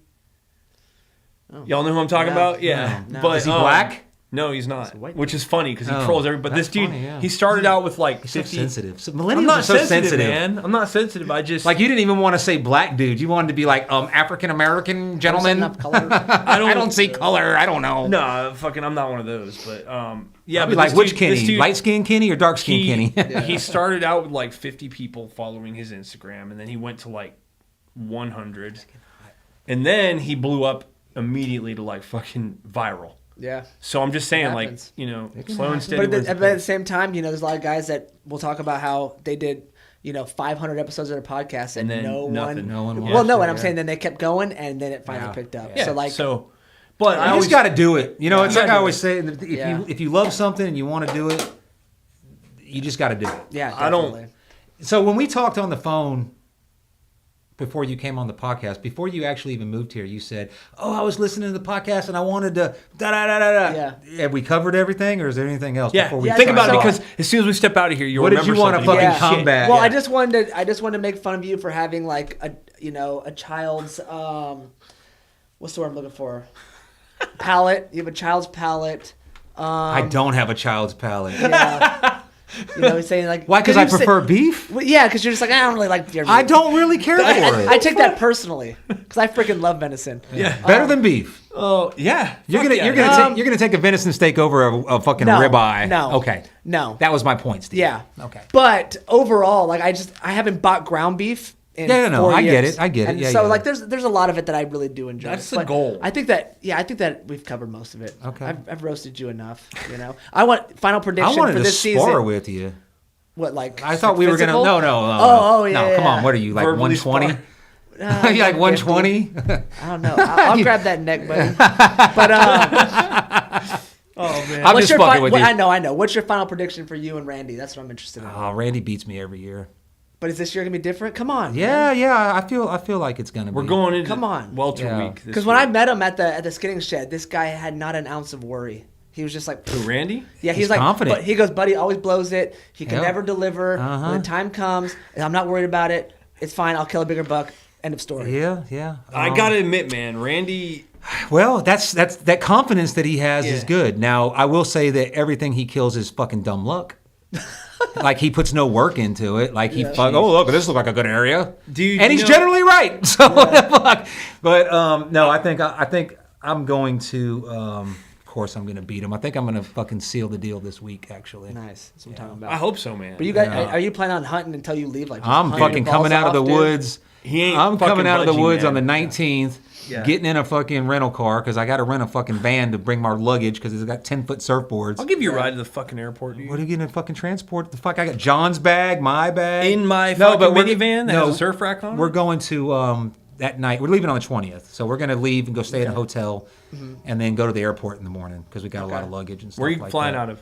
Raleigh. All right, I'm giving No. you a fucking I ride to the airport. I need my car. I know. We're going to go in a hotel. Okay. We're going to stay the night in a hotel because I don't want to be rushing. Yeah. Our flight's at like 11. We're going to get there at like 8 in the morning, get plenty of time. Right. I'm a professional traveler, man. I like to make it fucking easy. Yeah. And And are you doing all bow or are you gonna buzz out the rifle? no, I'm doing both. Okay. Yeah. Matter of fact, I'm Kinda going back and forth. I'm going rifle in the morning because I know where I need to go. Oh, that's right. Yeah, you did say you were doing rifle and then Yeah, bow. and then I'm going to do bow in the afternoon. I'm sticking to musket and fucking bow this season. Yeah, I wish I could do that. I love it. I Count say on every it. year I'm only I'm going gonna to do be it a bow because I'm here hunter. the whole season. I Yeah. get it. I get his Yeah. purpose. Like, and Yeah. you know what's funny his anxiety is actually starting to wear off on me. Yeah. When's the last time you surfed? Shit, dude. This is the longest I haven't surfed since I was crippled and could not surf until I had surgery. Me, I'm surfing. We don't surf during deer season. Come on, what are we talking about? But you know the thing You used to get on my ass about that. Like, what I get so pissed off because you'd be like, yeah, you're the guy. You'd be yelling at people like, "Oh, I hate your guts. Oh, I'm gonna go surfing." And I'm like, dude, if you want to kill deer, then freaking hunt. Yeah, but you know what sucks about North Carolina is, in my opinion, this is kind of factual. The best waves of the season are now. That does suck. It's a contradiction. I'm wearing off on them because I'm gonna tell you something, man. When it comes to fucking deer hunting, when deer hunting starts, I'm not doing anything else. Maybe you need to surf after deer hunting. No, I can't. Maybe you need to go for a morning surf, come back and get. Brandon, do you turkey hunt? I got into it. Dude, I'd like to. So much fun. I'm starting listen to this nerd, dude. I don't like it. Turkeys. It's so much. I'm gonna tell you why I don't like it. And you shoot its head I've off. never hunted with somebody that knows how to fucking turkey hunt. Did you hear that? Did you hear that? Wait. Say that again. What? Let him say what you just said. I said when you call it in and then shoot its head off, it is awesome. Yeah. I've heard that, but I've never. But if you shoot a bearded I've only hen, ever hunted don't with post Randy. it on the group. Everyone gets. A bearded hen. Was that Chase Hilgendorf? Was that you too? That was me. Chase did too a couple years ago. And the couple guys just lost it. It was so funny. And hilarious. I know we're gonna wrap this up. Yeah, our guests are giving us the wrap it up B button, but it's funny, fucking dude. You guys can you can watch it tomorrow. No, y'all are good. So this one dude's busting my balls about it, like just going in on me. Who was it? Do you remember his name? I don't even remember his name. I go to his Facebook, scroll back a little bit, like whatever, and he was shooting does in the head with a rifle, and I'm like, you're calling me unethical. I harvested a legal bearded bird. Yeah. And you're over there shooting does in the head with a rifle, and he was like, "It was a depredation tag." I was like, "Dude, you're a nerd." Tell me what kind of Tell me what kind. How was he breaking your balls? Like, what was his problem? You don't remember this? And you commented there was like two guys that were just like, "It's an antiquated thing that you can shoot a bearded hen. You shouldn't do it because she could have had poults and da da da da da." And then you were like, "They're like they're birds. They're everywhere." Yeah. Like what are you talking about? I hate that shit. My thing is again the whole elitist attitude. If it's legal. Right? If someone's shooting a spike and they're stoked on it, don't rain on their parade. Don't fuck their fucking And so it's like I made it. I said it long ago. I was like, if I see a bearded hen, I'm shooting it. And guess what? I got out of my system. I wouldn't want to. Can you again. just answer a question for me? Yeah. I'm still not clear. Why would anybody have a problem? Why not shoot the bearded hen? Because it's a female, and she could at the time, right? And during this point of hunting season, she could have poults. She could have babies. Who cares? Well, no. Here's the thing about here. There's fucking turkeys everywhere. Well, I'm just saying this is the argument. There weren't until recently. And so they're saying like this was last year. They're saying like because in some states you can't shoot a bearded hen, but here on the tag it says bearded bird, right? Bearded. So it's legal. But this guy. So there's people out there that really care about turkeys that much. All right, let me do that here. Yep. The Brennan history nerd. All right. So here we go again. Remember, because what I post about on your post about why we have federal game regulations. Back in 1994, the wild turkey population was almost decimated. It was decimated in this area. All right, completely gone. 1994 in Camp McCall, they reintroduced that's a herd. That's a lie, though. They really weren't. No, that's they just were. The government lie. That's like that red. That's like that woodpecker. That's fair too. That's like that woodpecker that they say is endangered. That fucking, they're everywhere. I know. I hear them. You know what that is? The red-headed cockeyed. That money that they're getting for the preservation of the cockaded woodpecker is how they're fucking funding a lot of the special ops spooky shit. Yeah. It's a fucking front. Good. And so when they say that turkeys are down, man, what the turkey population wasn't down. That's the textbook But anyways, definition. The point is, I got you. It's a legal bird. Yep. Guys, don't be elitist. Like, shut up. Yeah, if it's legal. Fuck yeah. And honestly, that is a rule on the Fort Bragg Hunt Club page. Like, I'll joke around. Yeah. And I'll but be you're like, not actually ashamed. I'll be like, Randy kills everything that walks out. Yeah. That's a joke because Randy is a good hunter. Right. So it's not real. But if you kill a spike, I'm not going to be like, oh, you shouldn't have killed that. I'm like, hey, congratulations. Yeah, and and the thing is, like, the dudes didn't hurt my feelings or whatnot. I just kind of laughed it off. But I don't like harvest. I hate when people say that. Yeah. Like, stop saying it. I mean, stop fucking placating non-hunters. On your tag. Who gives a fuck? That's killed it. Why are you such a good? The government has got you. Don't you love it when people? No, it doesn't. The government doesn't have to worry about you at all. I can tell you that much right now. You are on no we'll watch finish our conversation offline. Let's let the viewers go to bed. They need to hunt. All right. Hey, peace out, Fort Bragg Hunt Club. Hold on, real quick, just to let you know. Give yourself about 45 seconds after we peace out before. if you want to say something. Don't say nothing racist, Steve. We know you're from Utah. But yeah, this is How Copy. Thanks for tuning in. We are out. I think interracial marriage was illegal in your state until last year, wasn't it? No. Or was that Brigham Young University? No, not even that. Yeah, it was. It was against the fucking rules.